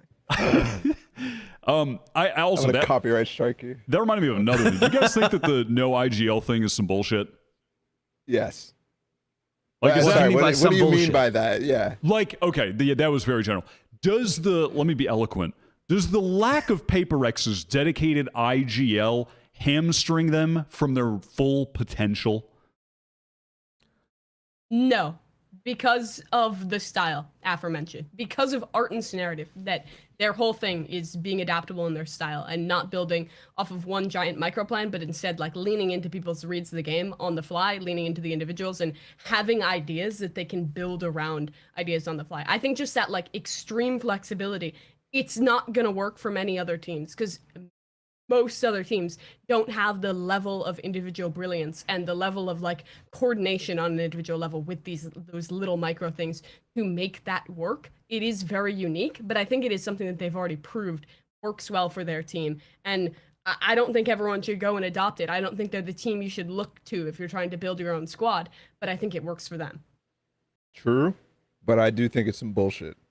And I'll tell you why, because this is the level of, it's great when it's working. It's great when the vibes are good. It's great when everybody's positive about it, when everybody trusts the system. But when you end up going out in groups, you lose trust in that idea, you lose trust in that system, and you're going to take a long time to get back into where you need to be.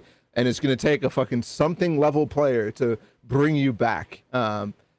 And yeah, and also, motherfuckers, these kids are getting old, man. They're about to be 23, 24 and shit. You're not gonna have the same level of fucking random bullshit being able to be like, oh, there's like 15 pieces of utility. But what are you talking about? Valorant has been out for 3 years. We're talking about champions. The next team, they're not fucking going out in groups. They're not losing faith in the system. They're not retiring. They're not cashing in their social security check. Like, what are you talking about, dude? They're just I'm just saying, 24. 3-4 years down the line, these motherfuckers are not gonna have the same We're not reaction talking about time. 3-4 years down the line. So No they team need lasts Phoenix? that long. PaperX will have been disintegrated. The paper will be ripped up by They that need point an in time. IGL by that point. That's all I'm saying, man. What do you even? Sure, Come on, sure. man. Okay, in 3 years, I agree. PaperX need an IGL.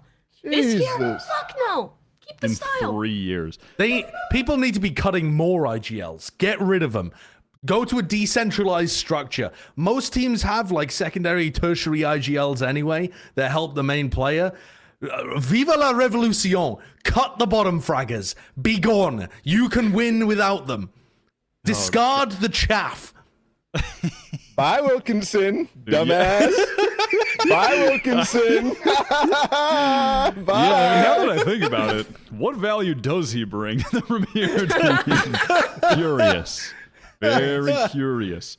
I mean, PaperX, to move on, I mean, obviously, they did have a dedicated IGL who's Benkai, who just recently had posted essentially where he's at with his professional career, moving on from pro play, obviously, you know, not being involved specifically with the PaperX pro team. I'm going to try my best to read this, but I think I need a new prescription for my contact lenses.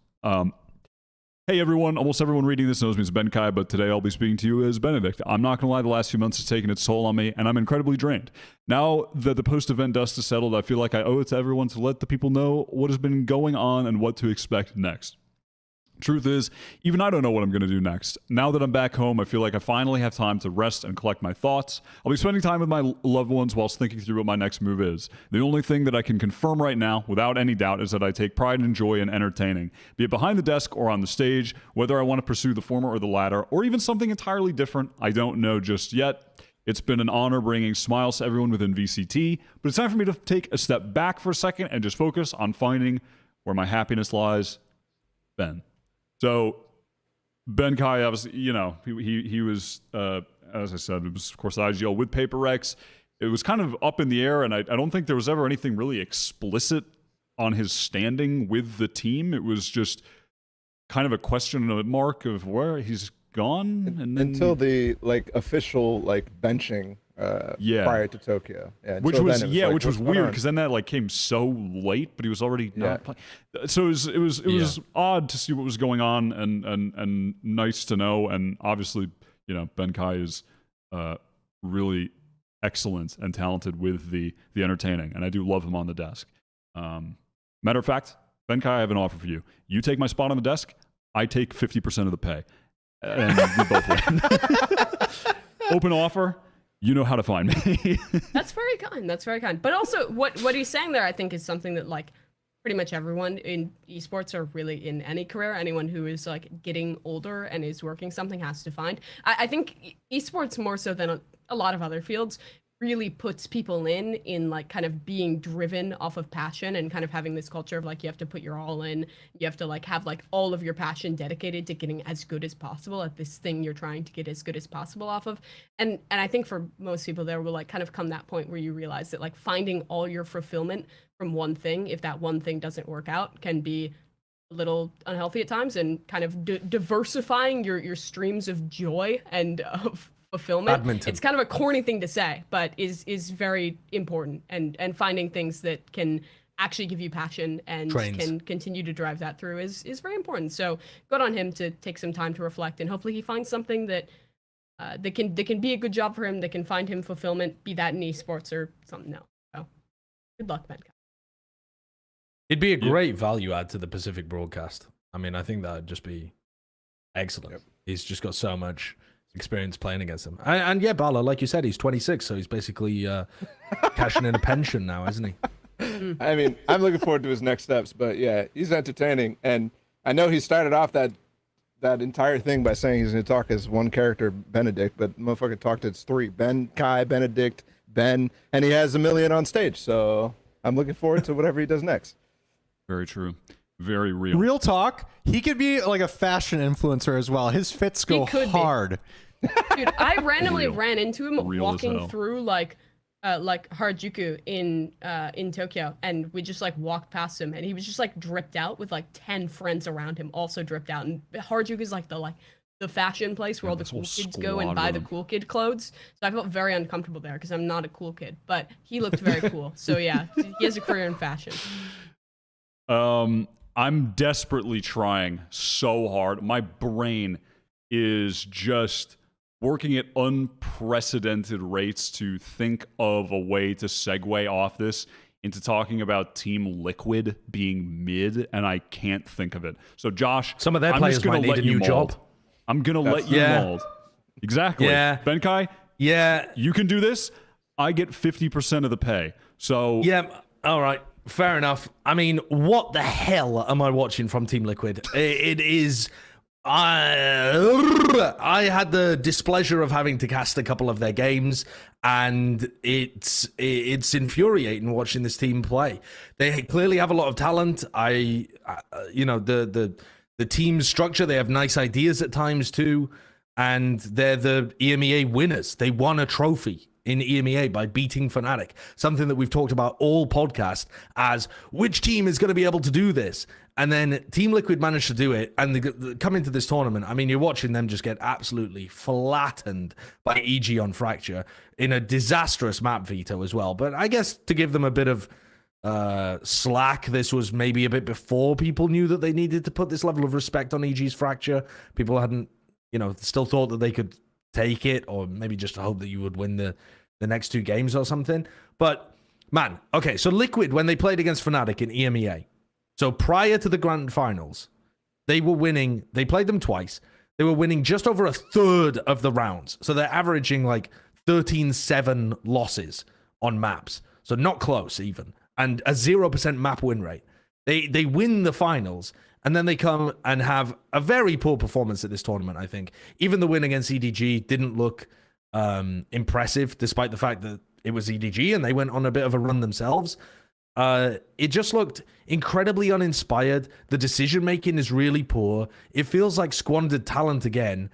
And I just get infuriated watching this team because they have such excellent players trapped within a system that only seems to work 1 time out of 10.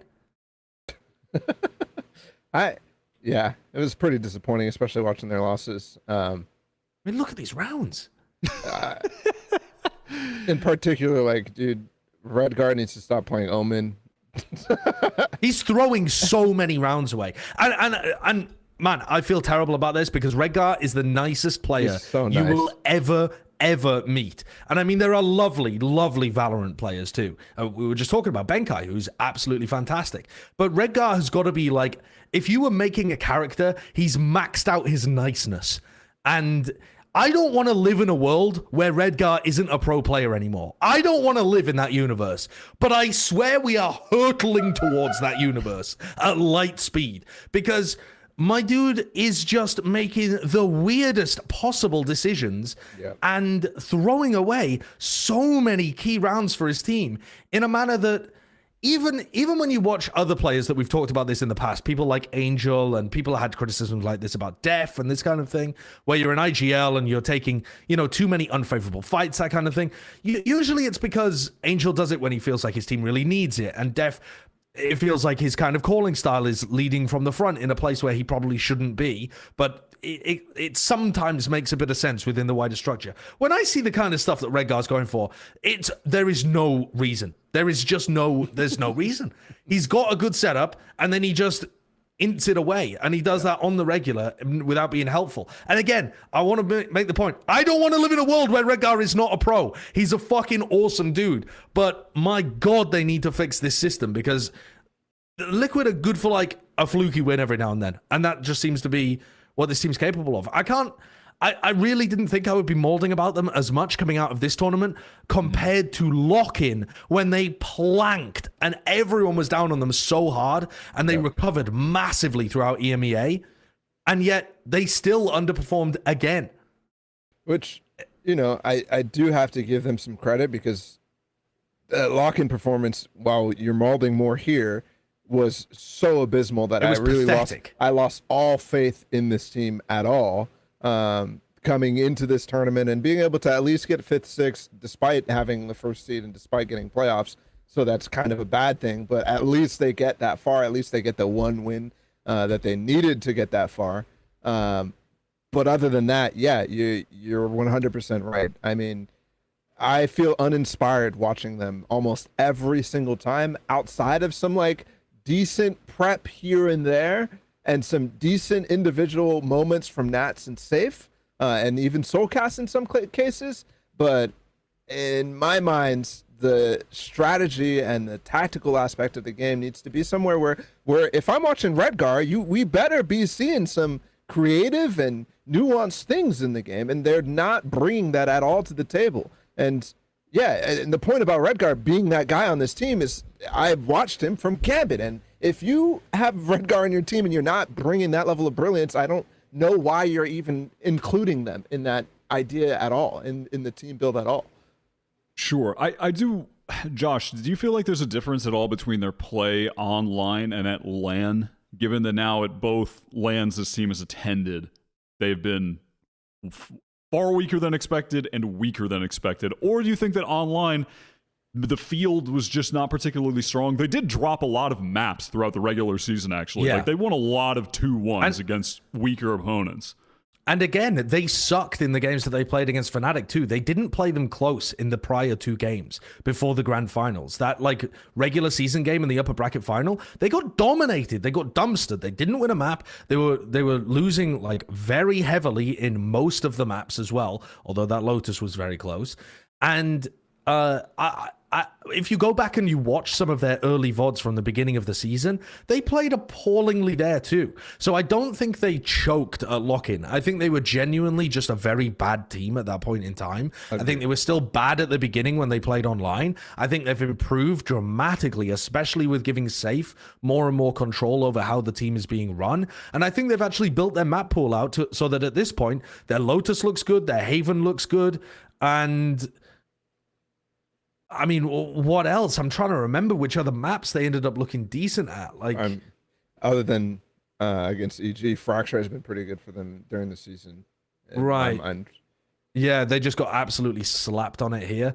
Yeah. So they're like halfway to a good team, but they just keep shooting themselves in the foot as well. And that, to me, is the frustrating part, is because you have players with such incredible skill on this team, like Safe, like Nats, obviously, like Yampy when he's having a great game. Yampy is absolutely up there with some of the absolute best in EMEA.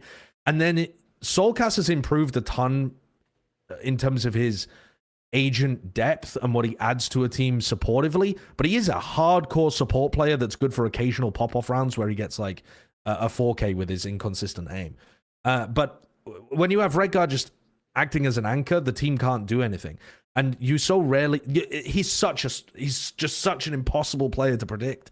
Am I going to get a god tier performance from Redgar where he hits every shot like he did in the grand finals? Or am I going to get him feeding and, you know, teleporting up into the rest of the team on split, just hello, and he's suddenly in their faces? He's just such like a gut check player where he just does whatever he wants. And I think they really need to drill that in, like a bit more discipline, even though they're going for the energy levels up. They need more consistency. I think one major improvement right off the bat is just Redgar stop playing Omen. I swear. Just like literally play any other smoker than Omen and things will be much better because you resist that urge to just feed in so many He's actually just our premier team. He's me. He thinks he's Jojimo. He wants to teleport everywhere. He wants to troll at all times and try and like countercall something and go crazy. Like I feel like a lot of this team could be just like fixed with more stuff being preset and more structure at times. It feels like even when you see them make some of their mid-round decisions, and I don't know how much this is Redgar, how much this is safe, they just have a tendency more than a lot of the other like top teams that I watch to like just overcook a lot of the time and just go for crazy ideas in the mid-round when it's really like, okay, if we just like simplify when we're up numbers, we hit a site together, just do like some basic Valorant stuff, you can get a lot more value. And when they do those things, they're a very good team, as we've seen them hit their peaks before. I think it is just an issue of just like those moments where someone like Redgar does a little trolling, where they make a weird call, where they kind of get those elements of inconsistency put in that like adding more structure, adding more preset stuff, I think could really help this team. Keep it basic, honestly, because like in that NRG game, that comeback that they allowed NRG to have on Haven, it's just, to me, the most basic level of finesse, IGLing, masterclass type bullshit. It's like the most basic Haven calls that finesse is doing, and they're falling for it every single time down the line. It's not forgivable. I mean, their attack side calling is so convoluted a lot of the time too, and I think part of that comes from the fact that even their players playing support roles in this comp, like Soulcast, Yampi, and Redgar, all of them are very like frantic players. They like to take a timing and go for something, and it just kind of collapses the plan. It's really odd watching them play. You never feel safe with them in the lead, and they've only half built out their map pool. You're on the verge of going for some whack-ass fucking line there. That's why he's scratching They his never head, feel bro. safe. The opponents never feel safe against Team Liquid. Or like no, I'm not trying to make a pun happen. I thought that's what you were going for. I thought you were going definitely for not. No, I don't you want to spend saw too the much time pause. speculating on the future. I just want a really quick hit when you're, because it's so far away. But when we're thinking about champion, I guess it's not that far away. But regardless, when we're thinking about champions and Liquid just being thrown into a group stage, do you guys still have hopes that they could even just, you know, make it 5th, 6th again, make it top 4, something like that? Is that in the cards, or have you lost too much hope at this point? Yeah, if they get Carmen Core in their group, for sure. I mean, it comes down to the group draw. It really does. Because again, if they get like the LCQ winners for some region, and they also get EDG in their group, and they get one of the other top teams, they're going home probably. But I think most of the groups, they should be able to make it out, and they should be good for like a top 8 or top 6 finish. I really hope that isn't good for a team that won an EMEA. Imagine they get fucking LCQ's secret qualified out of Pacific, and they have to play them again to get fucking 2 groups. That'd be crazy. Yep. Icebox comes back too. Oh, Heineken 0.0. Heineken? All right. Well, next, God. I mean, Josh. Yeah. I know you were mauling about Team Liquid, and I know you had was. a displeasured face when I mentioned loud earlier. And now I too. Okay, listen. I too. You know, I'm the loud guy. You're the You Brazil know guy. that about me, okay? I do. You're the loud guy. And watching those loud games absolutely ruined my mental health. Ruined. Okay. It ruined. so Watching how are those you gonna- games was, dude, it was rough. Staying up all night just to get boomed by them. And I thought, what a better way to kind of like take the edge off of these loud games by actually going outside and smoking the loud pack myself. Maybe take the edge off a little bit, okay? What was so frustrating was that, I'm smoking out there, my lungs are getting burned, I'm coughing, like, and then I'm already pissed off because Loud are throwing the games. My lungs are on fire. Like, this night sucks. And then I learned about the freeze pipe. For the smoothest cannabis smoking experience, you've got to try a freeze pipe. They make a unique line of freezable pipes, bubblers, and bongs that cool smoke by hundreds of degrees for icy smooth tokes without the throat burn, chest pain, or coughing attacks. I could have used that. I was already sad and distressed, and then I was in pain as well, Josh, and I was just trying to take the edge off, man.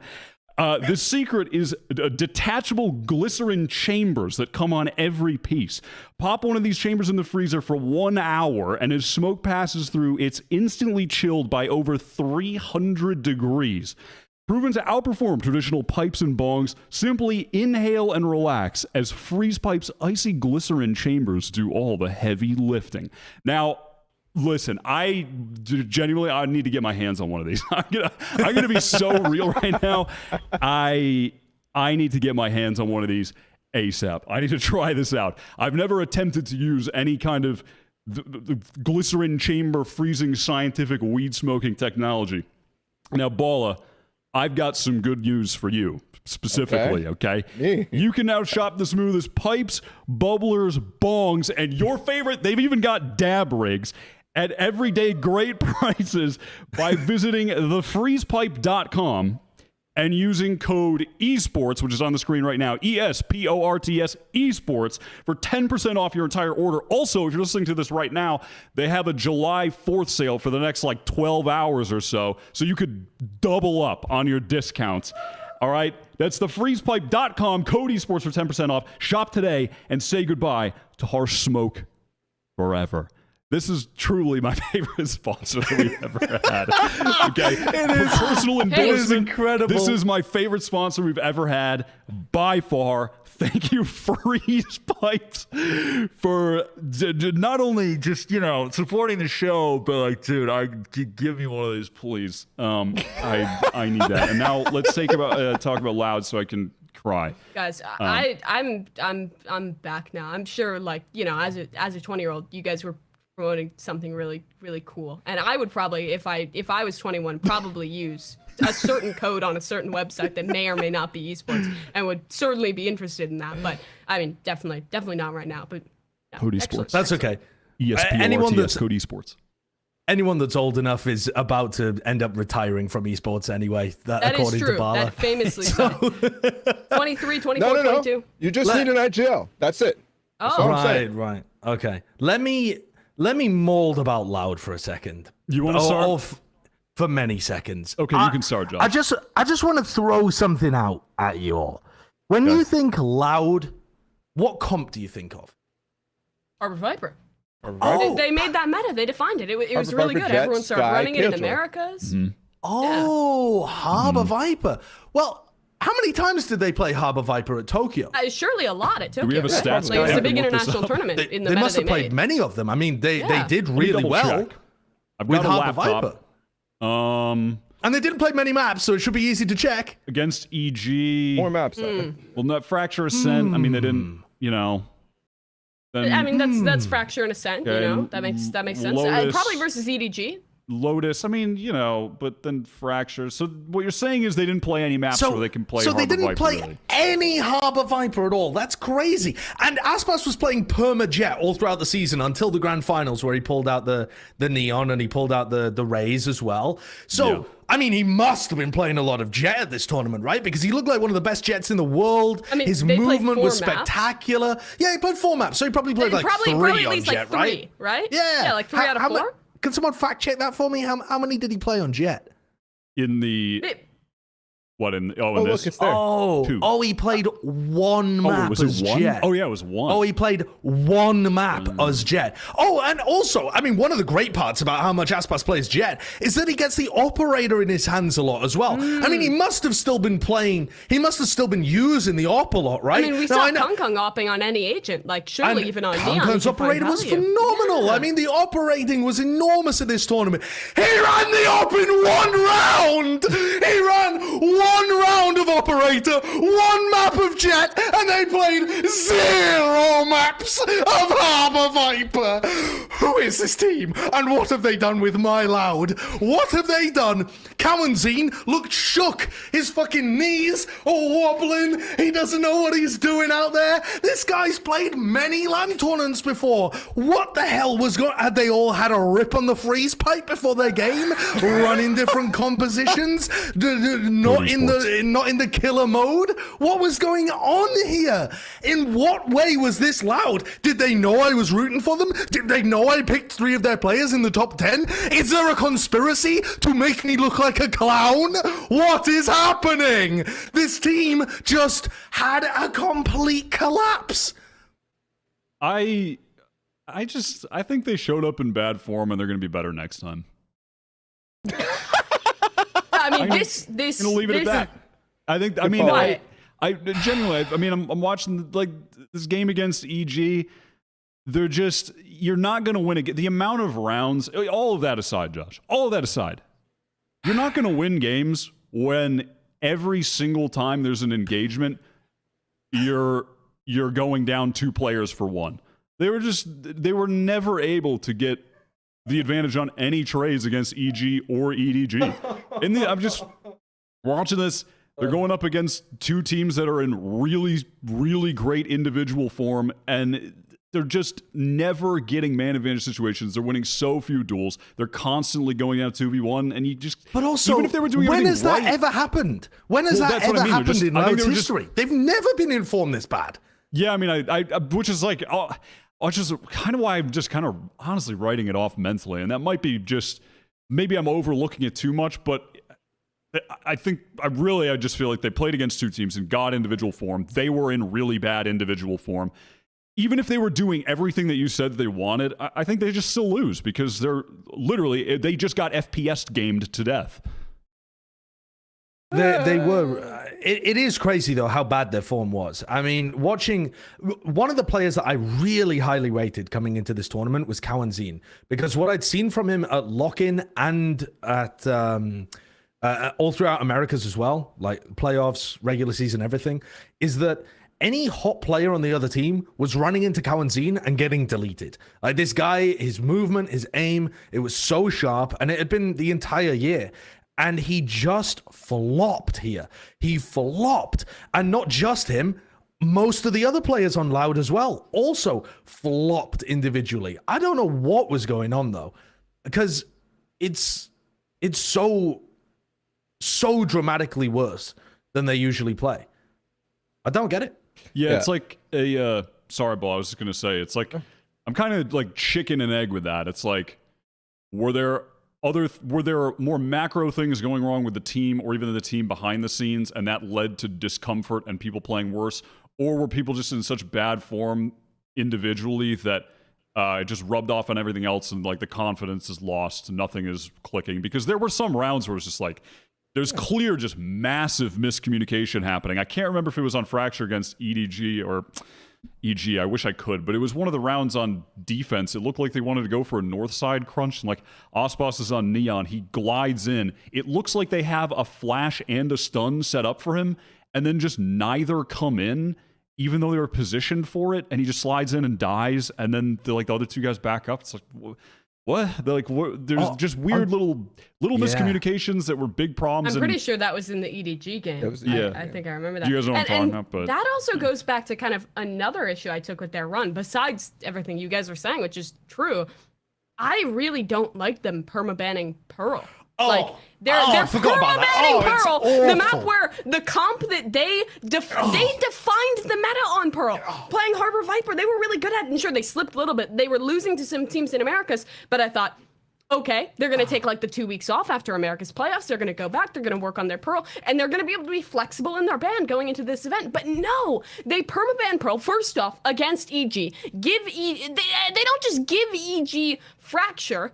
They're picking it in every series. They lose it both times in a comp that looked pretty solid in America's the first 2 times they play it, and then they're trying to compete against EG on it. It looks tragic, looks even worse versus EDG the second time, and then they're picking into maps where their opponent is strong on. They're giving EG Fracture and Ascent. It just felt so troll. To be fair though, they did beat EG on Fracture the last time they played it. So They like, did, we'll but- just beat them again. it's a They're new gods on tournament. Ascent EG's usually. I mean, got- that's the thing. I don't think that map pool is. There's nothing wrong with that. I think they're just It's bad against on the EG day. though. I feel like there's so many like if you leave Pearl open against that team, like I don't know. I just really wanted to see them target banning, especially in that EG series. Well, I think in particular, like not picking any of the Harbor Viper maps is definitely troll, which would be Haven in this instance is the remaining one. But yeah, I fully agree. I think the map choice is a little weird, but at the end of Americas, they kind of got forced into that. They started banning that at the end of playoffs, if I remember correctly, and that was just like what they were sticking with, and that's because they got punished on the map. Yeah, they got punished on the map. But also, that's one where whenever you go to an international tournament, not whenever, but this year, the Americas teams have been so much better than the other squads on Pearl that as an Americas team, you can't be affording to permaban that map. Agreed. You have to work on it coming in and ban something else or target ban. It just doesn't make sense. Agreed, especially when you have weaknesses that other regions are fantastic at, like Lotus and other stuff too, especially if you don't have a strength. They were looking for their strength in Fracture, I guess, or whatever, because they got it twice, even though it was picked both times against them, but they just, it wasn't there. Maybe they were trying to rely a little bit more on Ascent. I don't know.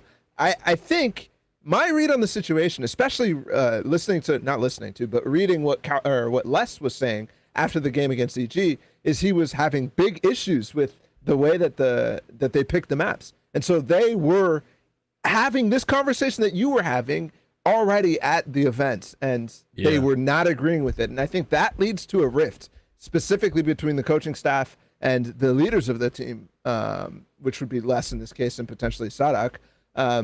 And that is where you start to lose trust and start to lose confidence, especially with a bunch of inexperienced young players around you. Despite the fact that they've been to a bunch of LANs, if you're still young and you see your other people who have won championships before, like having this discussion and not necessarily even hiding the criticisms of your coaching staff, then you're in a little bit of trouble. So I actually levy a little bit of criticism towards Les specifically because of some of his comments. When you're I don't know, you can't go so harsh on your coaching staff when you are kind of the guy who is in a lot of the instances in game relying on the trust of your teammates and forcing yourself to be in these positions 2vx or whatever, where it's clear that you're not really trusting 2Es to make the right play and you're trying to make hero plays, which is not what Loud is founded on. You can't be like that. And Les as well, they've been talking about that they're like trying to like groom him into more of like a leader for the future of the team as well.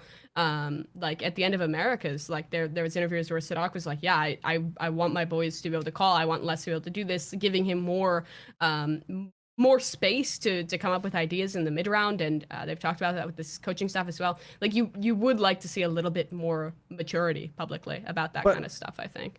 But also, I think the real learning moment for him is that on his journey to become somebody that is like leading a team, you're going to have knocks, you're going to make the wrong call, and being able to bounce back from that and actually learn from those moments is really important. So Absolutely. I think the thing that defines Loud for this year is going to be their Champions run, as it was last year. Last year, they had almost the exact same narrative. They did incredibly well and made it to the finals of the first tournament, bomb out in the second tournament, then they won Champions.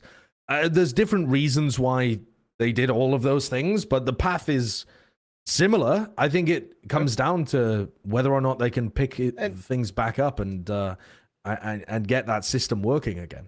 And despite, by the way, this run being way more underwhelming than the Copenhagen run, even though that was a group stage exit, I felt like those games were at least a little bit more close, and it didn't look as disjointed, even though they still went out. Despite this one being worse, I still have more faith in them now because I've seen it so many times. This team can bounce back.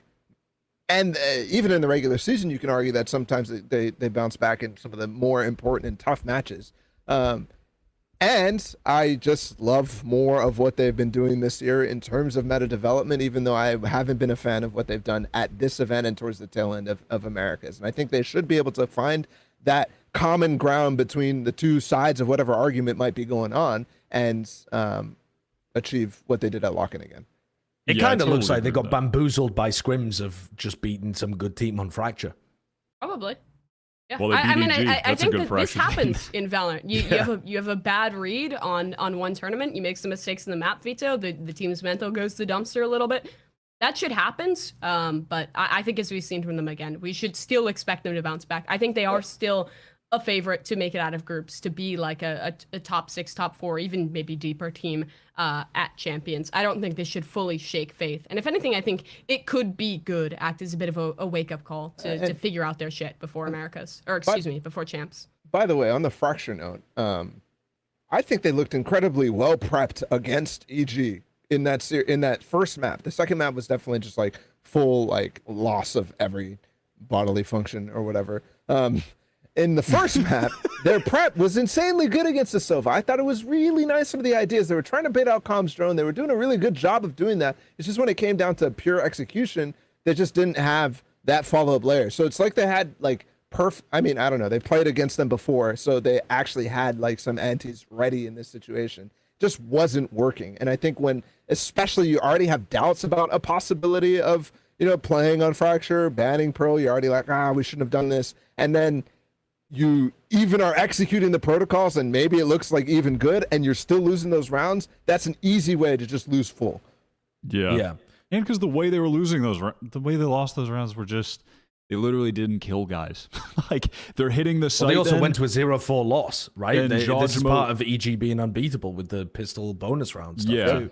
Yeah. But you're just never going to win a game when every time you hit a site and Jajimo's standing there, it takes 2 players dying to get the trade. I mean, you're just never, you're not winning. But maybe I'm not giving like enough credence to the performance, but I kind of just don't care that much about it unless it's bad at Champions too.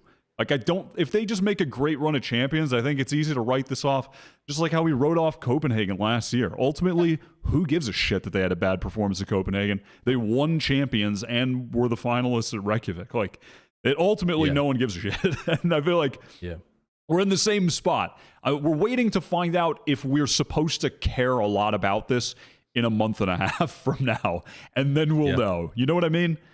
I mean, it's like Fnatic losing in EMEA. Like, you could have looked at that and been like, oh, it was this big thing, but then they come back, win the next tournament internationally. Like, every team has these blips, even the best teams in history. And Valorant have had it. Loud has had theirs. I feel like this is probably another. If it's not, the narrative might twist. But for now, I think it's time to just be like, hey, Loud, you are forgiven for now. Let's see what you do at Champs. Now, personally, the team I will not though. be forgiven. Sorry, I've got a confession. I got really angry during that, and I have like a little thing on my desk, and I just popped it, and I just absolutely destroyed it. It was full of foam, and I strangled it, and foam. Like you just strangled I don't even it? want to say what yeah. it I looks mean, like I was getting angry, and I was just, and I just made a mess. I mean, this is. I'm not going to say I'm gonna what's go on my mind. I want to go forward. I want to move on. I don't want to say what's on my mind. up. Can we take a break before we do the next topic? This is it. Can we? Yeah, can we take a break? Yeah, I didn't schedule a break. Sorry. I need Let's take a break. Let's take a break. Was he in his fucking boxers? Let's take a break. Wrong button. Start the break. Whoa, what was that? Oh, dude, I thought Don't it was worry. in his I pressed the wrong boxers just button. then. Y'all see that? I thought I saw some thigh out. Yo, I don't even. We're moving on. We'll Taking a break, take taking a a break. 5-minute break. Or a 3-minute break. Well, we'll take some sort of break. I want to eat my sandwich. Bro, why did Josh get so excited, dude? Like, what the fuck? Dude, you guys are just being weird. Anyway, I'm not going to go into detail. What button do I press? Do we even need music for this? I can Yes. sing for you. You really want music? Hold on. Pew, pew, pew, pew, pew. Ding, ba-ding. Go to 3 minutes. All right. 3-minute timer. We can always add music or add time. What's a good royalty-free song? Welcome to member. Welcome to member. Royalty-free travel pop music. We'll go for this. Of royalty music. I listen to a royalty-free music while I work out at the gym. It really gets me pumped up. It makes me feel like I'm the main character in like a really shitty student film. Exactly. Imagine hitting like an insane PR to this song.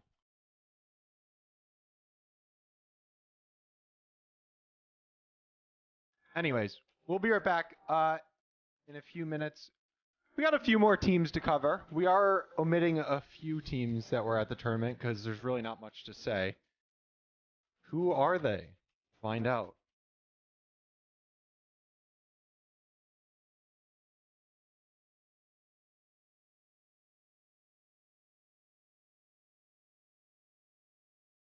Are any of you guys watching the Tour de France?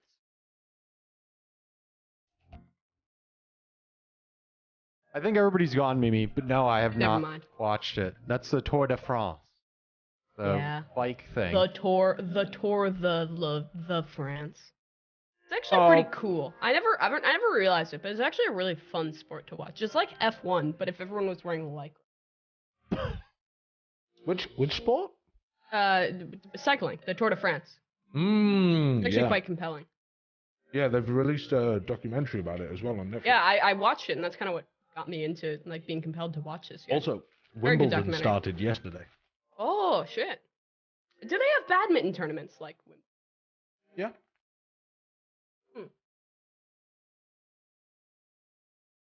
I'm gonna add 2 minutes after this timer expires because I need to use the restroom.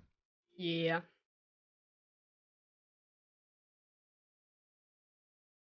Yeah, the rest of the episode we're gonna be talking about Sentinels. So. And Formula One. Are people still using drugs to a ridiculous level in cycling? I think they've cut down on that. The thing is like, Did you yeah, I watch think like Icarus? after the like Lance Armstrong era, they really cracked down on that. There's also like people just will die on steroids, just like randomly. It's pretty bad for you. Don't do steroids. I don't think it's steroids, is it? It's doping. So they use, I think it's EPO. I think that's what it's called. Oh, you're right. Sorry, I'm conflating the two. Which is the thing that's gonna stimulate red blood cell production, so you can hold more oxygen in the blood. So are you explaining what was in your hands? Yeah. Guys, I've been doping. That's how I'm so good at Valorant. Oh, that's so cool.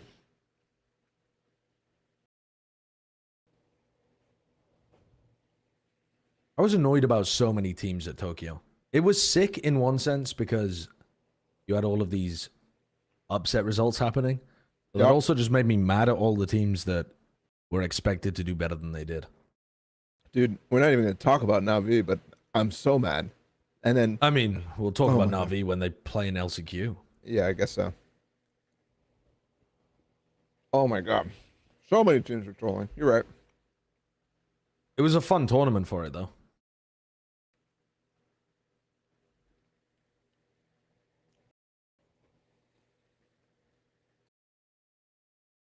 Yeah, we're gonna talk about Navi next week when we talk about Ascension and LCQ. I've got the chat up. I'll have a little 40-second conversation with chat. How you doing, chatters? Hi, chat. Sally, welcome to member. Thank you. Welcome, member. Talk about Kong Kong? That would be a good idea. No. I think we're definitely going to talk about Kong We're going Kong. to skip China. Skip.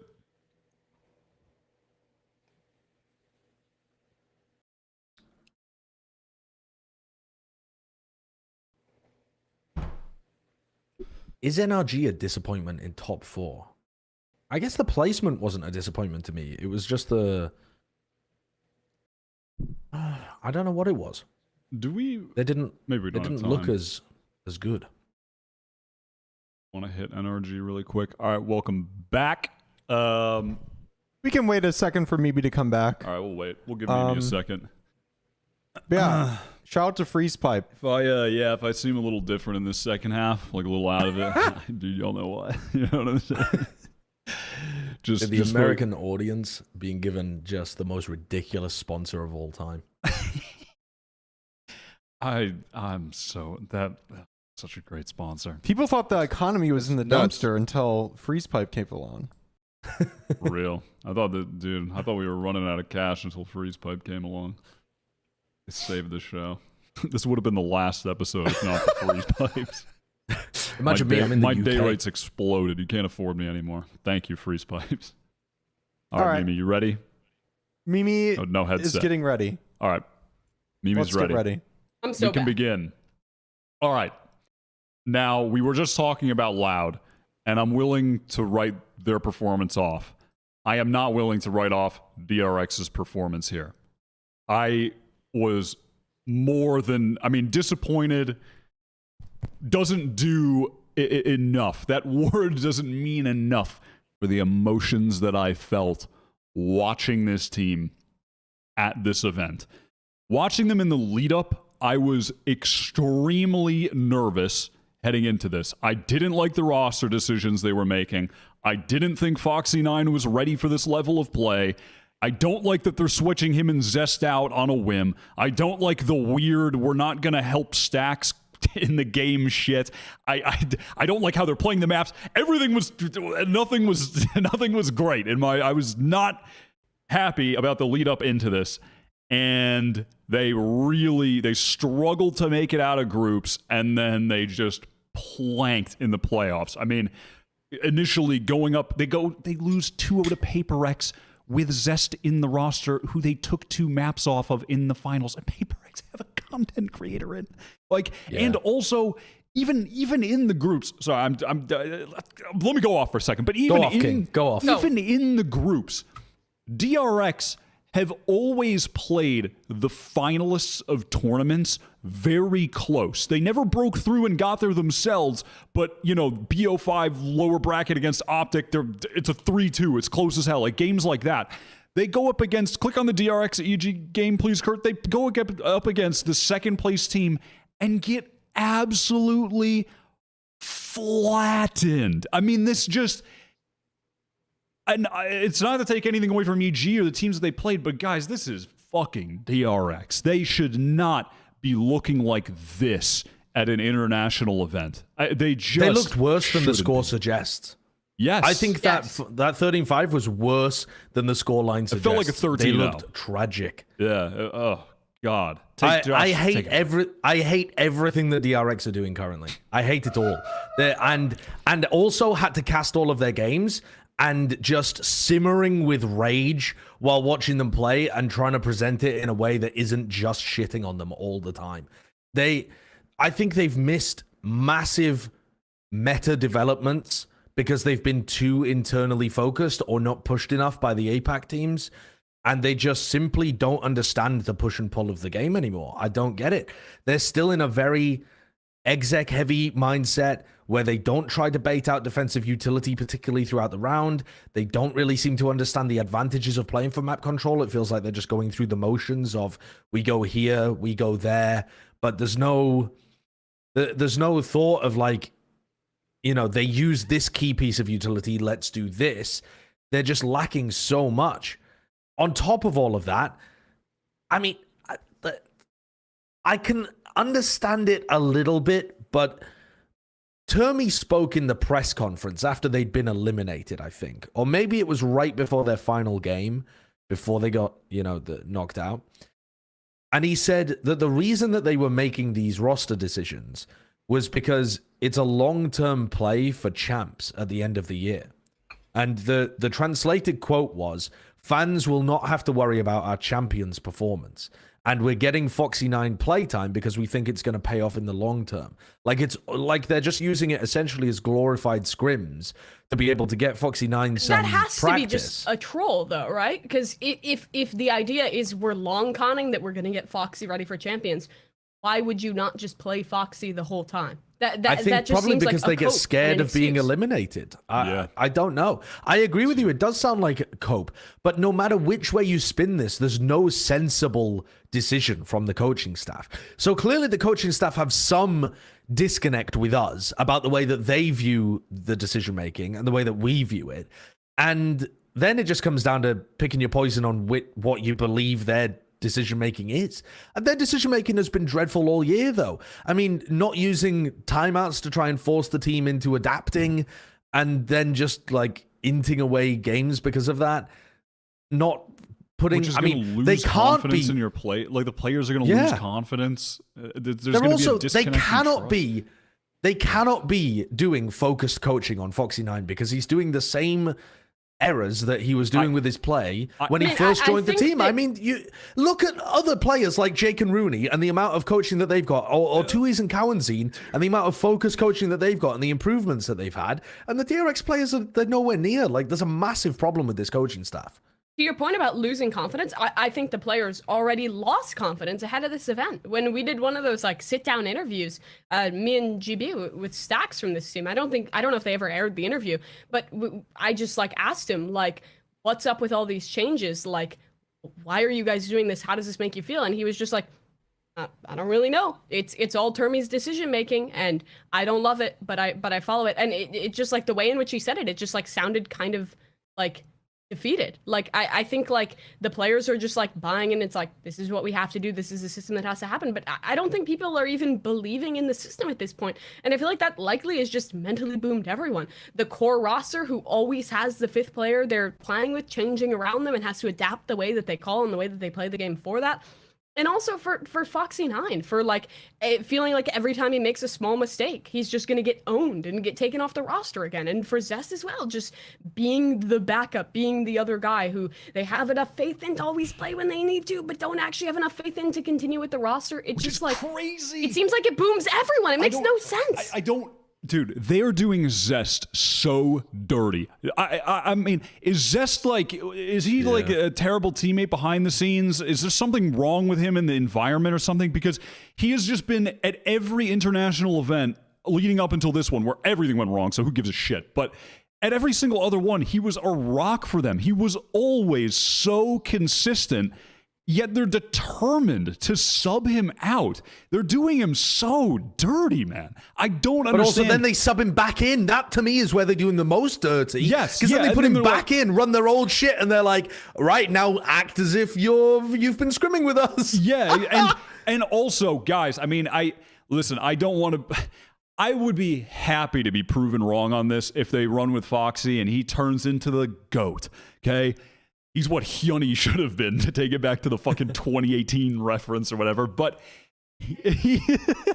but genuinely, that would be great. But guys, I'm sorry. They took out Zest, an ultra consistent player at the upper echelon of international lands, to sub in the worst duelist at the event. I mean, it's just unacceptable. He doesn't have it right now. Maybe one day he will. He doesn't have it. It's just, in the games against other top teams, he is lost. In the games against PRX regionally, where they subbed him out, or rather before they subbed him out, he was lost. He is not ready for that level of game. He's just, maybe he will be. But, and if they want him to agree be, with you. fucking No, I think play him that's- the whole time. I think that's- Or give him some proper assistance. Give him some proper coaching. He's not improved, and I don't think that that's on him necessarily.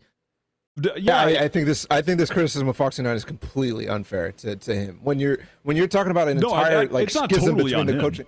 100%. I think is on other players, especially when you look at the run that he had at the beginning of the season. You're talking about being lost against PRX, but all those decisions start to happen and start to make those fractures within the team already happen at that point when you're already starting to theorize. Okay, let's get, and obviously I'm going out of my ass about when this sort of stuff happened, but you could tell there was a clear difference between DRX once they started playing PRX in that playoffs and during the regular season, because they shit on them during that regular season, and they still had something way back then. And Foxy9 played only for phenomenal. one of the maps.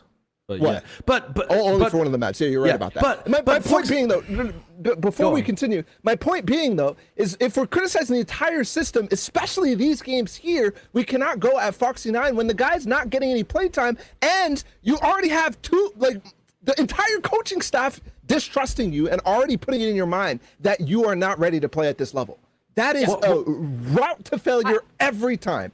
I think What what happened gets me- is Foxy failed, Yeah. not necessarily because he's some horrible player who can't play at a tier 1 level, because they set him up to fail, because they didn't give him the playtime, the practice he needed to be involved in the roster, because they put this pressure on him of being subbed in and out and every time, and it did not work. And some element of that is on him, but I think more of the element on that is on the coaching staff. The decisions made behind the scene set him and the rest of the team up to fail and put that loss not on them and on the team, but instead on him, and just yoinked him out of the roster when those mistakes started happening twice.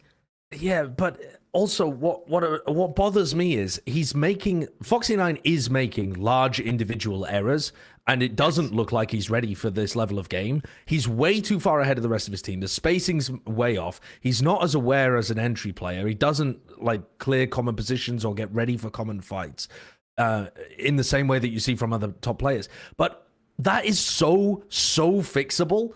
And they have made no effort to change that. Whenever they play with Foxy9, they do the same thing. They don't adapt and bring him back on a leash or something, and then work in a slightly different way. Nobody else on DRX pushes forwards to try and play at the same tempo as Foxy9. It's like they just are like, okay, he's in the roster, he's gonna go in, so let's just send him in as a sacrificial lamb and try and clean up afterwards. Well, I mean, that's because they're all it's just checked such out. nonsense. I mean, you could tell they're checked out. It's just in so many instances you could tell they're checked out. And again, I don't feel like that's even true, Josh, about the stuff about him spacing way forward and stuff like that. In the regular Really? seasons of game, again, in the regular season games, before any of this shit started happening, I was very, very impressed with Foxy9. I was putting him as one of the best raise movement players, had really, really phenomenal jet movement. I was putting him maybe not the same tier, but slightly below something on that level. And when you have young players like this, you need to embrace that sort of shit and also teach them the opposite side. So for sure, with the unfocused coaching or anything like that, that is the main criticism I would levy at them, and not necessarily at Foxy individually if you watch the regular season games. And by the way, this is not the first time that this coaching staff has made very similar decisions. If you remember Lakia way back when, at Vision Strikers in Berlin, it's the same coaching staff, and it's the same level of weird trolling that is going on, where you don't really have any confidence or any really awareness of when you're going to get to play, when you're going to get trusted. It's the same thing as well that happened with Yoni on New Turn with I was gonna Solo, say, where it they is put him literally in the same jail. thing. It's every single Korean coach from that legendary fucking We Made Fox and Eastro team doing the same shit. And I don't get why they are all able to do the same stuff on multiple different teams and in multiple different eras. It makes no sense. Yeah, you're right. I mean, I was going to say that. They literally the New Turn did the same thing with Yoni. Talented, upcoming duelist player. They bring him in and don't let him do anything. They try to make him play smokes and shit, and then his career just fell off because they just didn't put any faith in him or build anything around him at all. And contrast Which I that do to think is all... the case. I feel like it's both things, though, to some extent. How much you value one or the other, I feel like, I don't know. It's tough, but it's certainly both two factors that are Dude, I think if you coinciding to contrast make it it an to awful every situation. single other one of these young cracked players that come out of the woodworks, something, Demon One, that are happening right now, and you look at the treatment of Foxy9 in comparison to them, it's night and day difference. It's sure. completely different. Imagine if Fnatic, after Copenhagen, dropped Alfier. Or subbed him out after they lost their first game at Copenhagen. That's what this would be. Like, you bring in a new player, you give them some playtime regionally, they do fairly well, but you're not confident in them. You set them up to fail, they fail. Some of that is on their own behalf and their own individual mistakes, and a lot of that is on the team, not giving them an environment in which they can thrive. And then taking that away from them and being like, shit, I guess it's your fault. See you later, dude. We'll try you again next time. So what It's you're just saying like- is Foxy9 should now play Sentinel. Sure. Foxy9 should play Cypher. Yep, The that's difference, exactly though, what I'm is saying. Foxy9, they were beating the newly formed, really just the not the good APAC teams with Foxy9 versus you know, Alfie or against the competition at the time in EU and what he was doing online versus what Foxy But was it's doing not against that competition. directly the same I know what you're comparison, saying. I but know it what you're is saying, similar. but it is. I think that is important to note as well when you were following They're Foxy just Nine's such career an this year. inflexible team too, though. Their root struck. The thing that's going to help them incorporate other players too is building a style that isn't, we must path like AI drones to our exact spots that we've done in server time. Like you can just draw up 2 or 3 different, probably only 2 actually, and normally the primary one, exact post-plant positions that they play on Haven A, exact post-plant positions they play on Fracture A, exact spots where they're going to exec, exact timings, exact places where they don't cover on their site execs. They're so inflexible. And I felt like that in the past, that was worse with Zest in the lineup. But watching them play with Foxy 9, they do the same shit, except Foxy is doing something different, and there's no adaptation from the rest of the team to try and make it work. At its core, it doesn't function as a way to play Valorant, and they're just stuck in that mindset. And I think it is the end of an era because they are stuck in the past playing old Valorant, and it's not going to work, and it's not going to work in the new age, and they are going to have to make either fundamental changes to the way they think about the game, or they're going to disband. They're just going to keep losing and disband. I agree with that. Yeah, definitely. I mean, let's shift. I mean, we could talk about this. This is a million and one problems. Let's talk positives and solutions for a moment. Obviously, positive. Mako's still a fucking god. I mean, that's just he's still amazing. And still, I think when I felt like when at the times when Zest was in, I thought that also allowed Buzz to have a lot more impact as well. I like Buzz has still got it to me. Mako's still great. There are great pieces on this team, but it does. I think there needs to be a massive restructuring at this point. But it's not like you can't keep a lot of the pieces that they have. But what do you guys think about that? I think they need to remove the coaching staff. I don't think they can remove the coaching staff. He's so positive. I mean, but I fully agree. There's how- nothing else I could even suggest. The org needs to step in at that point and fire the coaches, in my opinion. Like, if they bomb out at champions as well, because you have to give them a fair shot, right? If this team fails at champions, I think a rebuild for next year has got to start from the top down. And it's got to start with trying to find a different vision for the team. Let me ask you this. If DRX was a free agent team with no coaching staff, would they be better? I have no idea. I don't have a clue how that would function in a Because Korean team. it feels like the players on this roster are like inseparable from the idea they've always had to play the game. So it's so hard to know. I mean, I would love to know what the players would want to do with the roster if it was up to them. I mean, Lord knows. Who knows, man? In my mind, and this is a post-champs thing, I would focus. Yeah, I agree with the ideas of the coaching staff either taking a step back or completely getting replaced, and allowing the team to really refine their identity and what they want to do. And I think that should look as if they were going to put Foxy 9 in that star role, and they were completely and totally like building him up. Maybe it's a culture thing that they can't do it that way because they're resistant to it or whatever. But I would do that. And secondly, on a more urgent thing, I would levy some criticism here at Stacks and ask him to be stepping up a little bit more to keep them engaged despite all the bullshit that might be going on in the back, right? Keep them engaged. You see other teams hyping up their young players. You see other teams hyping up themselves when shit is in the worst situation possible. And I'll give them credit in that foot game. They looked lost in that very first map, and they're able to come back and just win out of the, just out of just pure their own skill or whatever it might be, and foot trolling as well. But you need a leader to step up in this case, and it has, to my mind, be Stacks because he's done it in the past. He's been such a good IGL in the past, and maybe that'll make his individual form suffer, but I think it needs to be a focus for him, is how to keep the team engaged in a moment where everybody's burnt out because of decisions made behind the scenes and discussions made behind the scenes. Yeah, that's very tough to try and keep your head in those kind of situations where you're just getting destroyed mentally. Like, when you have an idea about how you want the game to be played and the coaches are just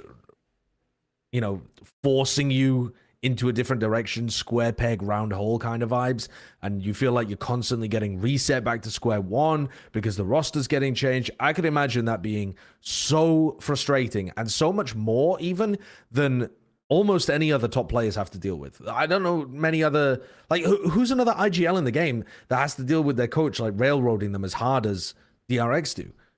I don't really know that there is a team that has that level of dysfunction at the moment, or even historically that ended up working. So I feel for Stacks to some degree, but yeah, his calling has been quite poor, but I think that that's because of the issues with the vision. Right. Yeah. All right. Let's move on to let's be positive now. I'm gonna be positive and talk about EDG because they did really good. They, I mean, this is the deepest run so far for any team coming out of China. Obviously, the game being released there with their exclusive skins. God damn it, those exclusive skins that I can't get my hands on. So, you know, big expectations now, honestly, for the region moving forward for sure. A lot off the back of this team, off the back of Can being the modern day Wardell with the AWP, basically. Amazing individual performances from a lot of the other players on the team. Nobody, I mean, in this game, nobody farmed loud. Oh God, actually, this round is going to drive me nuts. How he flanks with the ghost, gets a kill, and then he doesn't get traded out, and then they... Yeah. Oh my good Lord. We're being positive. We're being positive. EDG, great job, everybody. I'm glad to see you make this deep run and be loud. I'm fine with that.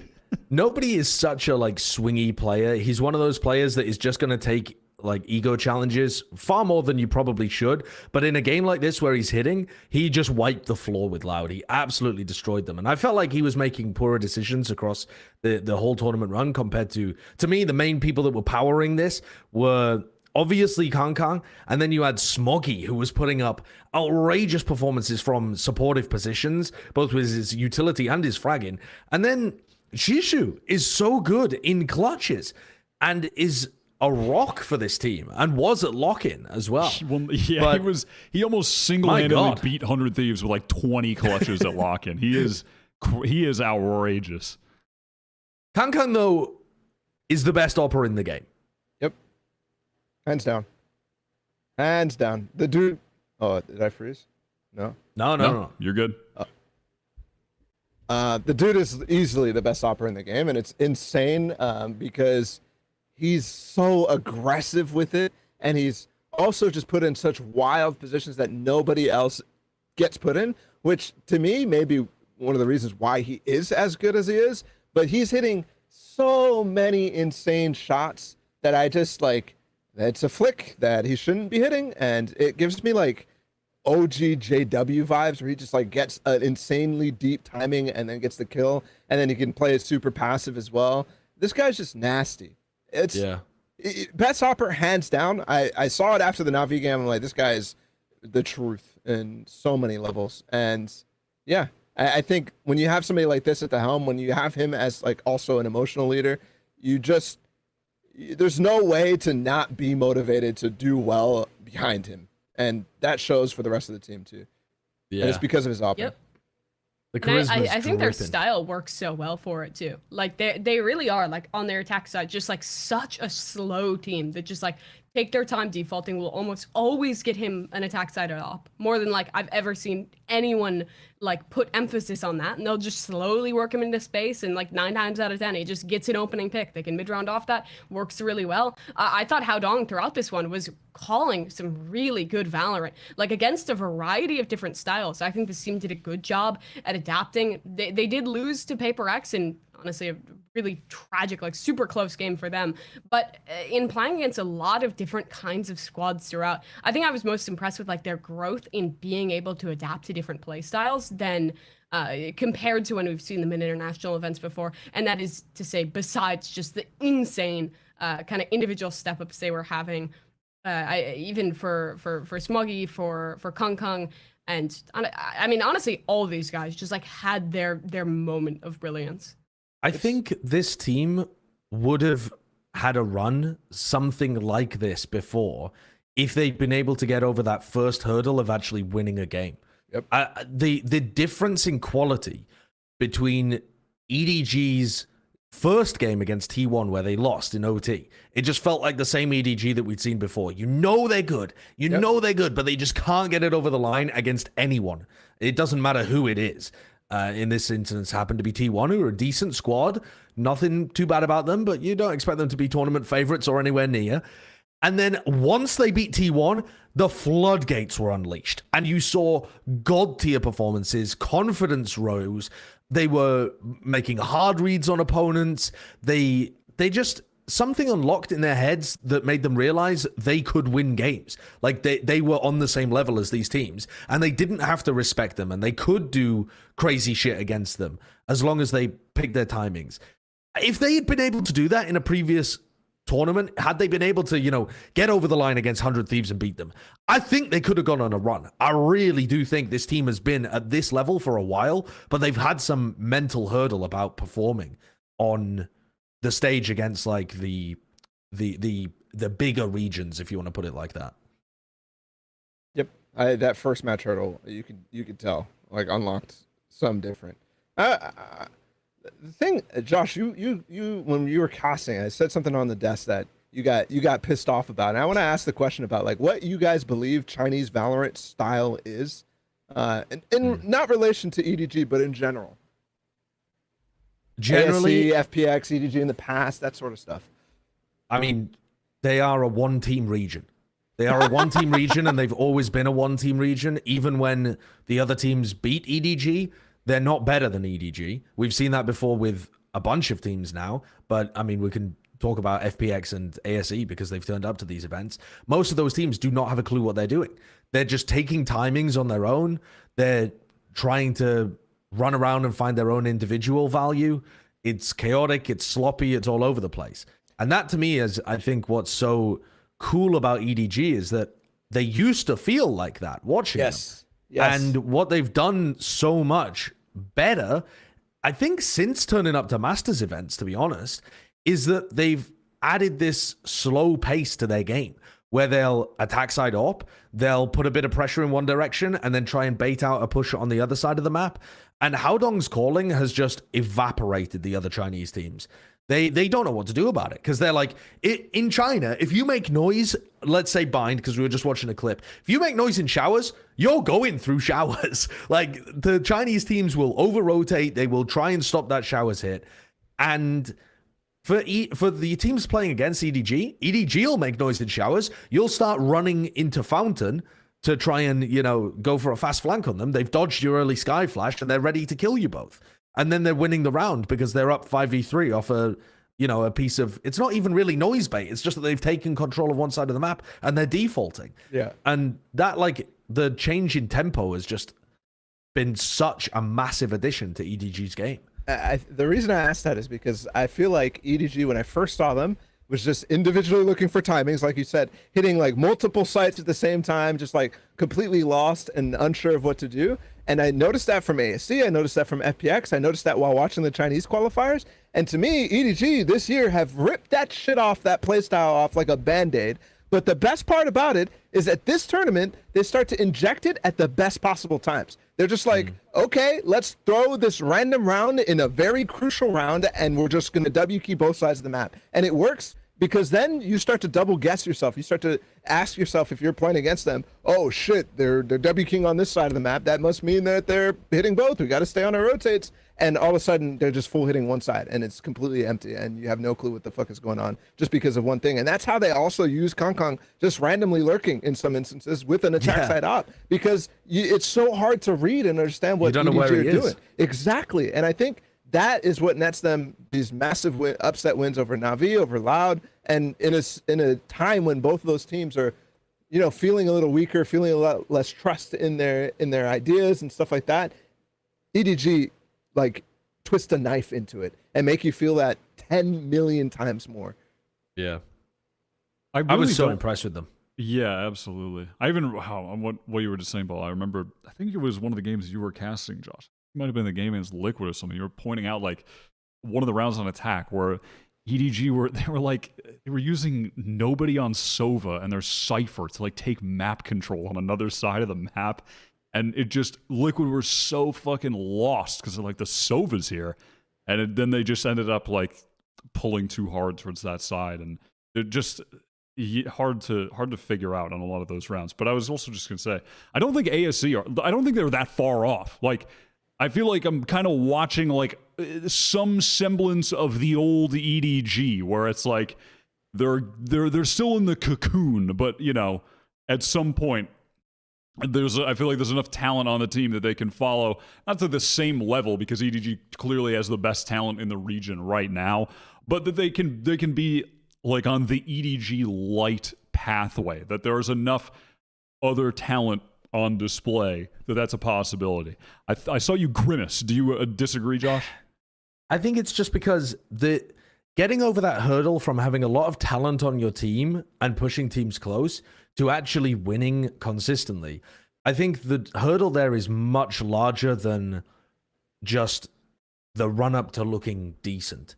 And the reason is because even though they have a lot of talent on the team when everyone's playing well, their players make such poor decisions so frequently by taking these aggressive timings and solo plays instead of trying to work in a sensible sense of like, okay, here's a gap, I'm going to try to exploit it. It's just like, okay, I'm just going to take a timing. And their players are so swingy. I mean, HFMI, Monk as well, Life to some degree, they're feast or famine. And when you have multiple of those players on a team, it's not, you can't just wait for a tournament where they all feast. It's not going to happen. There's too many variables there. So it's about actually changing how they get value and how they look good to being more to do with setting yourself up for sensible fights that you're going to win, and then how do you capitalize from there? I think it kind of involves just breaking your team back down and building up your understanding of the game again. I think they're quite far off, as are the other teams in China that I've watched, from having that like breakthrough moment of how the macro game is supposed to be played. Yeah, I mean, even though they got talent. I definitely, yeah, no, 100%. I see what you're saying. How much time do we have, Kurt? Do we want to touch on energy, or do we want to just talk about them in this next topic that's coming up? We could probably talk about them in the next topic. We're at 2.5 hours about right now. So. Okay. Yeah, that works. All right. So the next topic, which is a more general one, but let's start with NRG on it, which is just Masters Tokyo, what we got wrong. I wasn't there, so I'm gonna make fun of you guys. What did you guys get wrong? let's take a look. What are we looking like? The top 10s or is it the power ranking? Oh God. I mean, so dude, Twitter user Leo the Legend DM'd me. He's like, hey, check this out.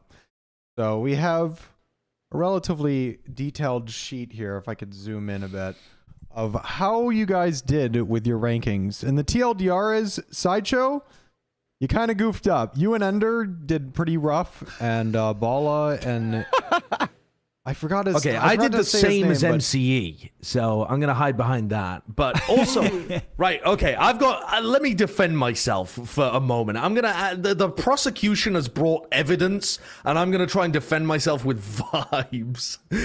So, okay, first of all, comparing a top 10 to an ACS ranking is about as bad as you could possibly rank a top 10. Like, if we're just going to go by ACS as who the top players are, why on earth would we even do a top 10 to begin with? The top 10 by ACS is as wrong as any other top 10. Well, there's also a top 10 by rating, Josh, if you bothered to look at this guy who put in so much work supporting our fucking channel, and you're just shitting on him for no reason as your first line of defense. You would have known that.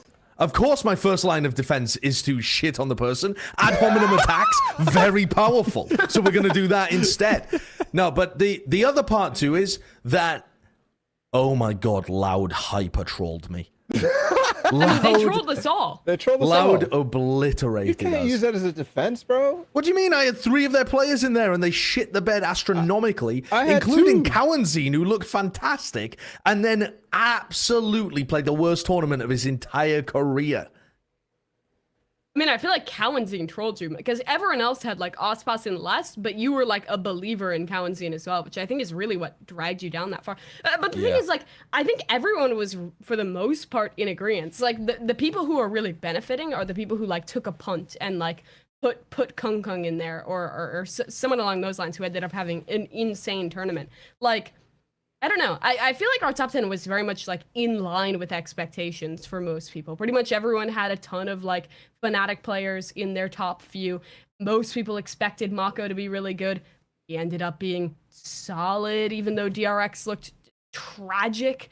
I think it was really just like in the team you punted on where people ended up wrong. And for the most part, I guess it wasn't a punt, but that was loud or... I don't know, like, I'm trying to think what other teams people put emphasis on. I had Safe really high, which didn't end up paying off. So. I mean, I think everyone missed out on EG. I don't think, was there any EG player on any there was list? not a single we also EG didn't player think in Demon 1 anyone's was top 10. going. I mean, I'm sure if we was, probably people would have had Demon 1. Well, Some exactly. people I would have mean, squeezed them in, we but, thought they were going to play with fucking Reformed. They weren't going to make the finals with Reformed. maybe. You never know. Who knows? Don't give me that shit. But, yeah, do you want to look at the power ranking, Knort? Oh, I mean, boy. what is this? Thank God we convinced you guys to put Fnatic over Loud. Holy Dude, you shit, guys we were- would've Yeah, looked we like would've clowns. Smoking Oh my on this God. one. You guys were off Okay. the freeze pipe for this, for real. I mean, What do you disagree with? 5? what do I disagree with?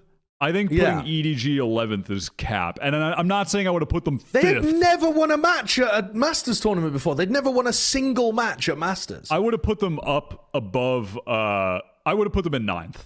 So it's not a huge difference, but I would have put them above Okay. T1. That would be reasonable. I think so.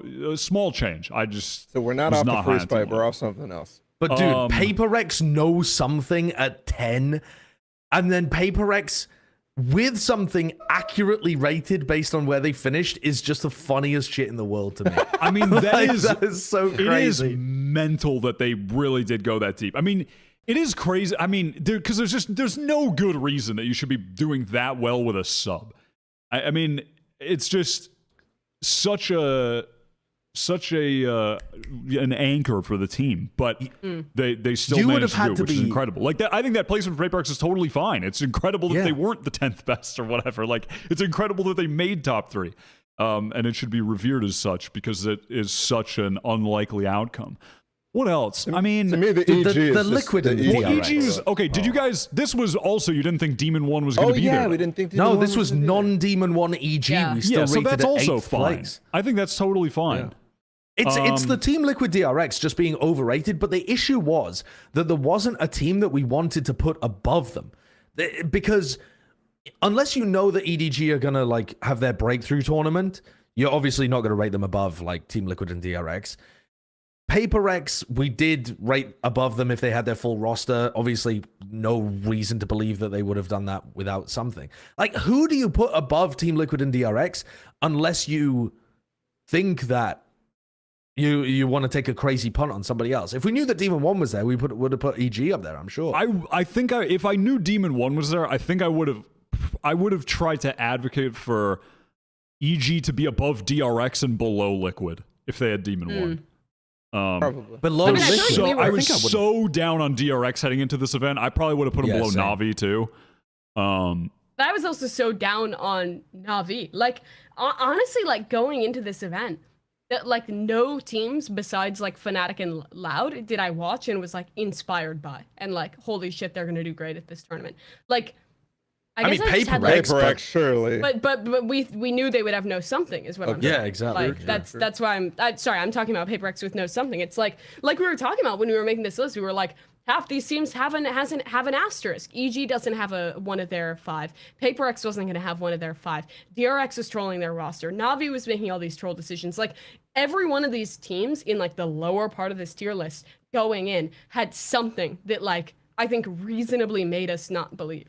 Yeah, I mean, No, they didn't have honestly, something. as a third party, I honestly don't think this is too bad. I mean, one of my changes would have been putting Na'Vi higher, which would have been wronger. Yeah, So, yep. like, because going in, I thought DRX were looking bad. I thought Na'Vi were going in looking bad, but because they were trolling. and then they continue to troll. So it's like unlucky. But I don't think this is. Let me ask a question. Reasonable. Was this actually quite a weak field? Like, are we just caught up in the post-nut euphoria of Tokyo? And I mean, you definitely are, given you had the lotion all over your hands. You're definitely in post-nut euphoria. Go on. With the benefit of hindsight, are we going to consider this a weak field? I don't. Because I'm not sure. I'm not sure. I think based on performances, yes, maybe, but no, I don't think before this tournament, I thought this was kind of stacked, not going to lie. Really? I think it could be remembered as that because people are going to feel like PRX could have been the title contender if they had something. Loud massively underperformed, and Liquid came in with higher expectations. So I think if you hyper focus on those aspects of it, you're going to think that.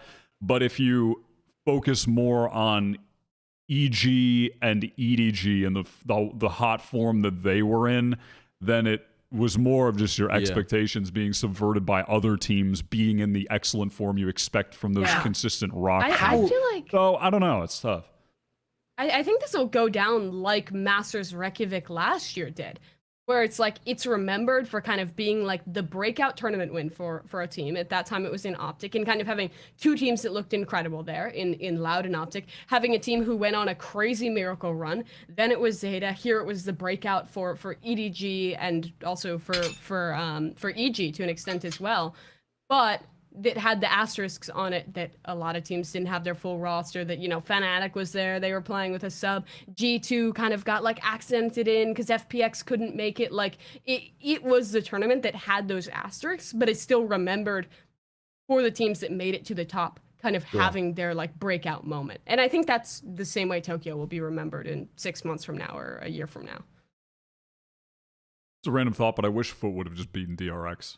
Like, because now I'm not excited about either team going into Champions. Same. Yep. Like, if Foot beat them and went into playoffs and just even, like, had close-ish losses, I'd have been interested in seeing them in Champions. But because they lost that game and DRX were just totally fell flat, now I'm not excited for either, and I'm just pissed. And I need my freeze pipe with Cody Sports for 10% off. Imagine how bad this tournament would have been if Demon 1 wasn't able to attend and EG just flopped too. Like, okay, there is a chance that Reformed would have popped off and they had like a good tournament run, but man, this would have made the tournament so much like it feels so much worse. We probably would have had Loud doing fine. Oh, I see, because of the knock-on effects of Loud ended up like doing all right. I don't know. They were in awful form. I don't know whether they would have gone past anybody else. Even if they got a close win against EG with Reformed, I don't think that's the confidence builder that they would the foundation of confidence. I'm saying EG wouldn't have made it out of groups. Like, yeah. Okay, I got you. Yeah, maybe it's possible. But then also, God, I mean, if PRX made the finals with CGRS and it was basically a repeat of the previous game against Fnatic and they just got bodied for 3 maps in a row, then the tournament would have felt. I think the tournament would have felt really bad then. Really? CG got bodied in the finals too, kind of like. I mean, they had 2 close maps though. I mean, the 13-11 and an OT. But if a team with a sub content creator Gecko made the finals and just gets bodied by the winner, the scene looks like it's in a dire state after that. Yeah, I mean, the scene looks rough. So I'm kind of glad that didn't happen. But CGRS, he played well, so shout out to him. And also, we just totally didn't talk about NRG for 1 second, so let's talk about them for 1 second. Because I guess they just performed well. Yeah, I feel like that kind of sums up they their placed showing. well. Sorry, they placed well. Yeah, I don't think they played well, but they placed well. They met expectations. Boring. What do you talk about there? Like, either suck or be amazing. What are we supposed to talk about when you meet expectations? I don't know. I mean, they were fine. I think they were trolling early in the tournament with their Lotus stuff. I did not like the way they were playing that Neon comp. Was really not a fan of it. And then they started banning that map, and they beat some teams, and then they had a close loss to PRX that probably could have won, but PRX was playing kind of insane. Like, I don't know. It's just like it was a fine run. Like, yeah. I think also it probably was below expectations for them. Like losing to PRX with, again, a sub being in there and in close fashion, right? Like losing Pearl like this, when they went up 7-5, I believe, then they win the pistol round, right? So they're up 9-5, and then they let that one slip through their fingers because their attack side, they can't find any value out of it. I think they're going to be very disappointed with this performance. And that to me was my takeaway from this, is that they looked like they had something missing for them to be in championship form. They didn't look like... What, sorry? That was PRX or something missing. Oh, shut up. She got you right back, bro. You got fucking owned for that shit. You tried to get her with that. You just got raw. I just ran into it and then gave the like actual naive, huh? What do you mean? Good God. I'm not talking anymore. Dude, I can't. Kurt, what did you say? I'm dead inside. Dude, that's so good. Come on. Let's move on. What are we moving on to? Oh, it's the end of the show. That's crazy. Weekly award. We're at the end of the show. That's crazy.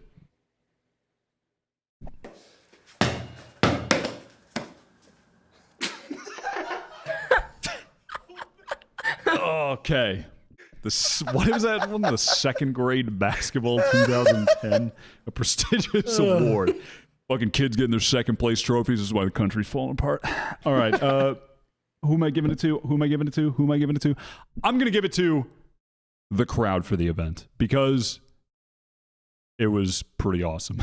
Like the crowd, the whole event was amazing, but the enthusiasm from the crowd throughout was very cool. It made a part of what made the event very special and enjoyable. Certainly as a viewer at home, adds significantly to the experience as you're watching along. Feeling the passion and the excitement of everybody who's there is very, very important when you're just trying to watch and enjoy. And so for that reason, boom, there you go. Josh, you're smirking.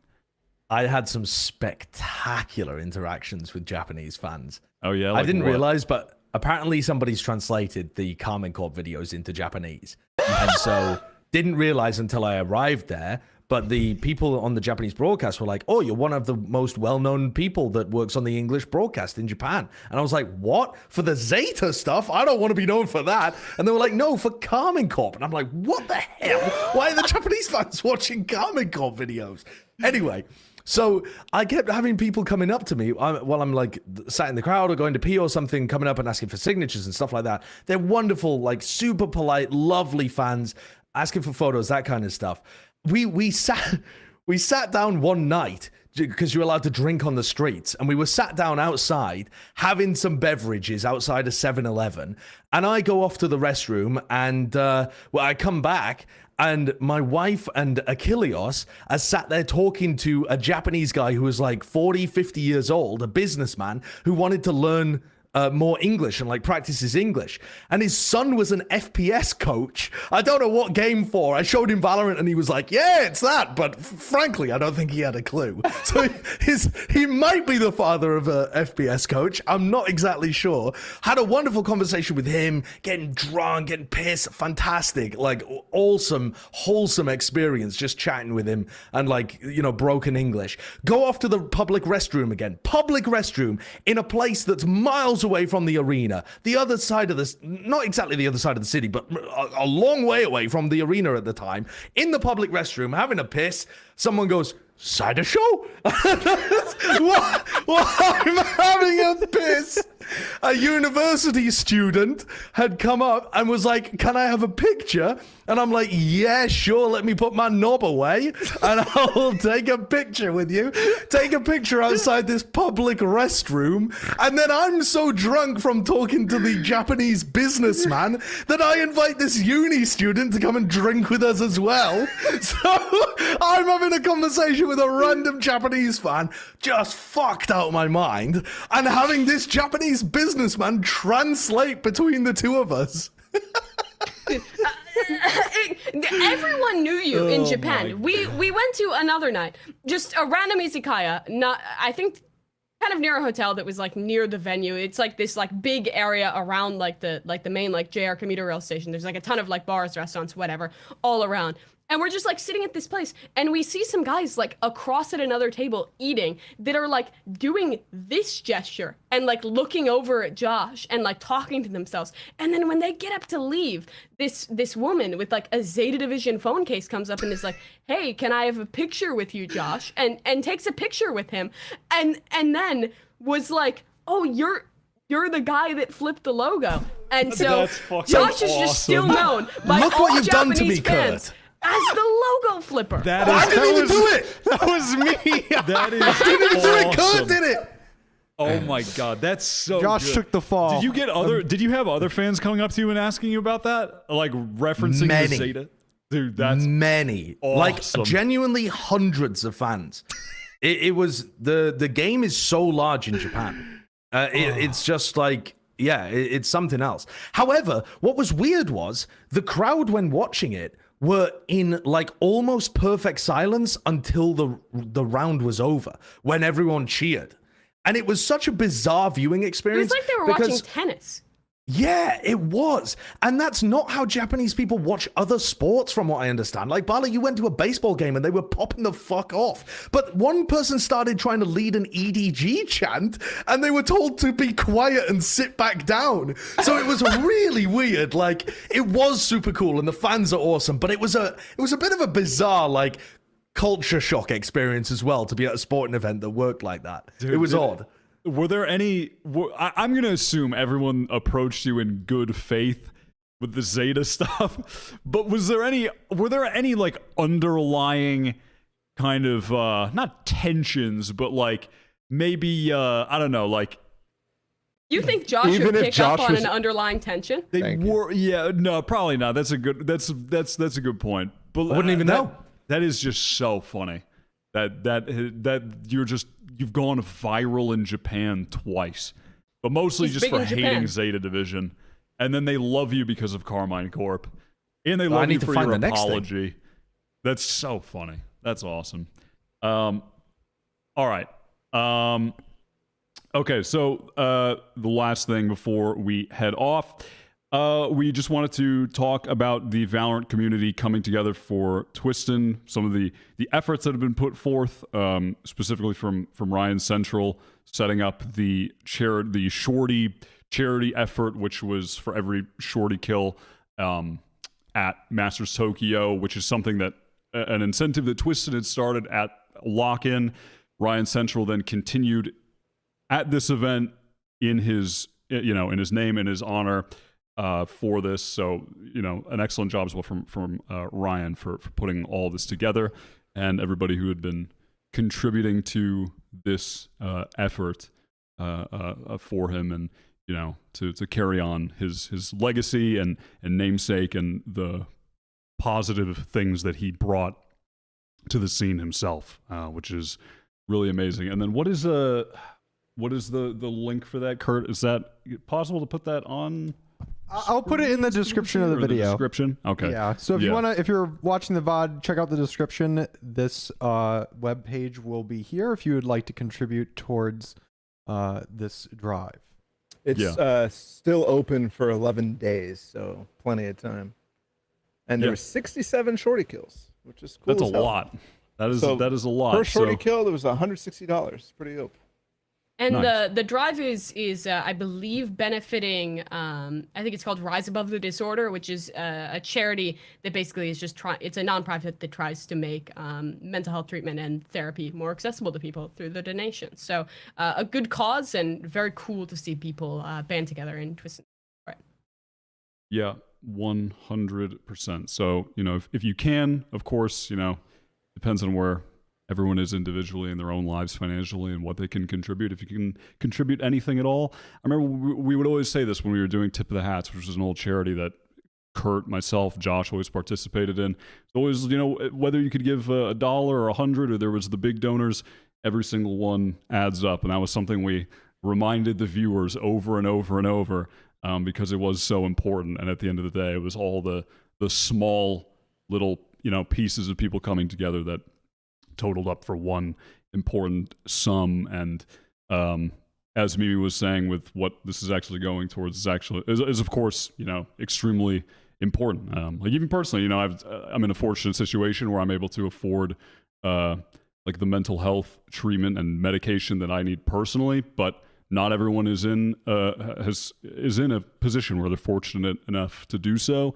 And I can speak to the benefit of that in my own life, and it's very important that other people who aren't in that position can receive that help as well, because everybody deserves it. So if you can, whether it's a penny per shorty kill, $1 per shorty kill, $10, whatever you can do, is important, and it adds up. So again, just big shout out to Ryan Central for putting that all together, organizing the whole effort. And anyone else, any other comments on that, or are we looking to send this thing home? I just think if you're somebody that resonates with the way that Twisten was feeling, and you feel like you're in a bad place yourself, take advantage of the resources that are out there.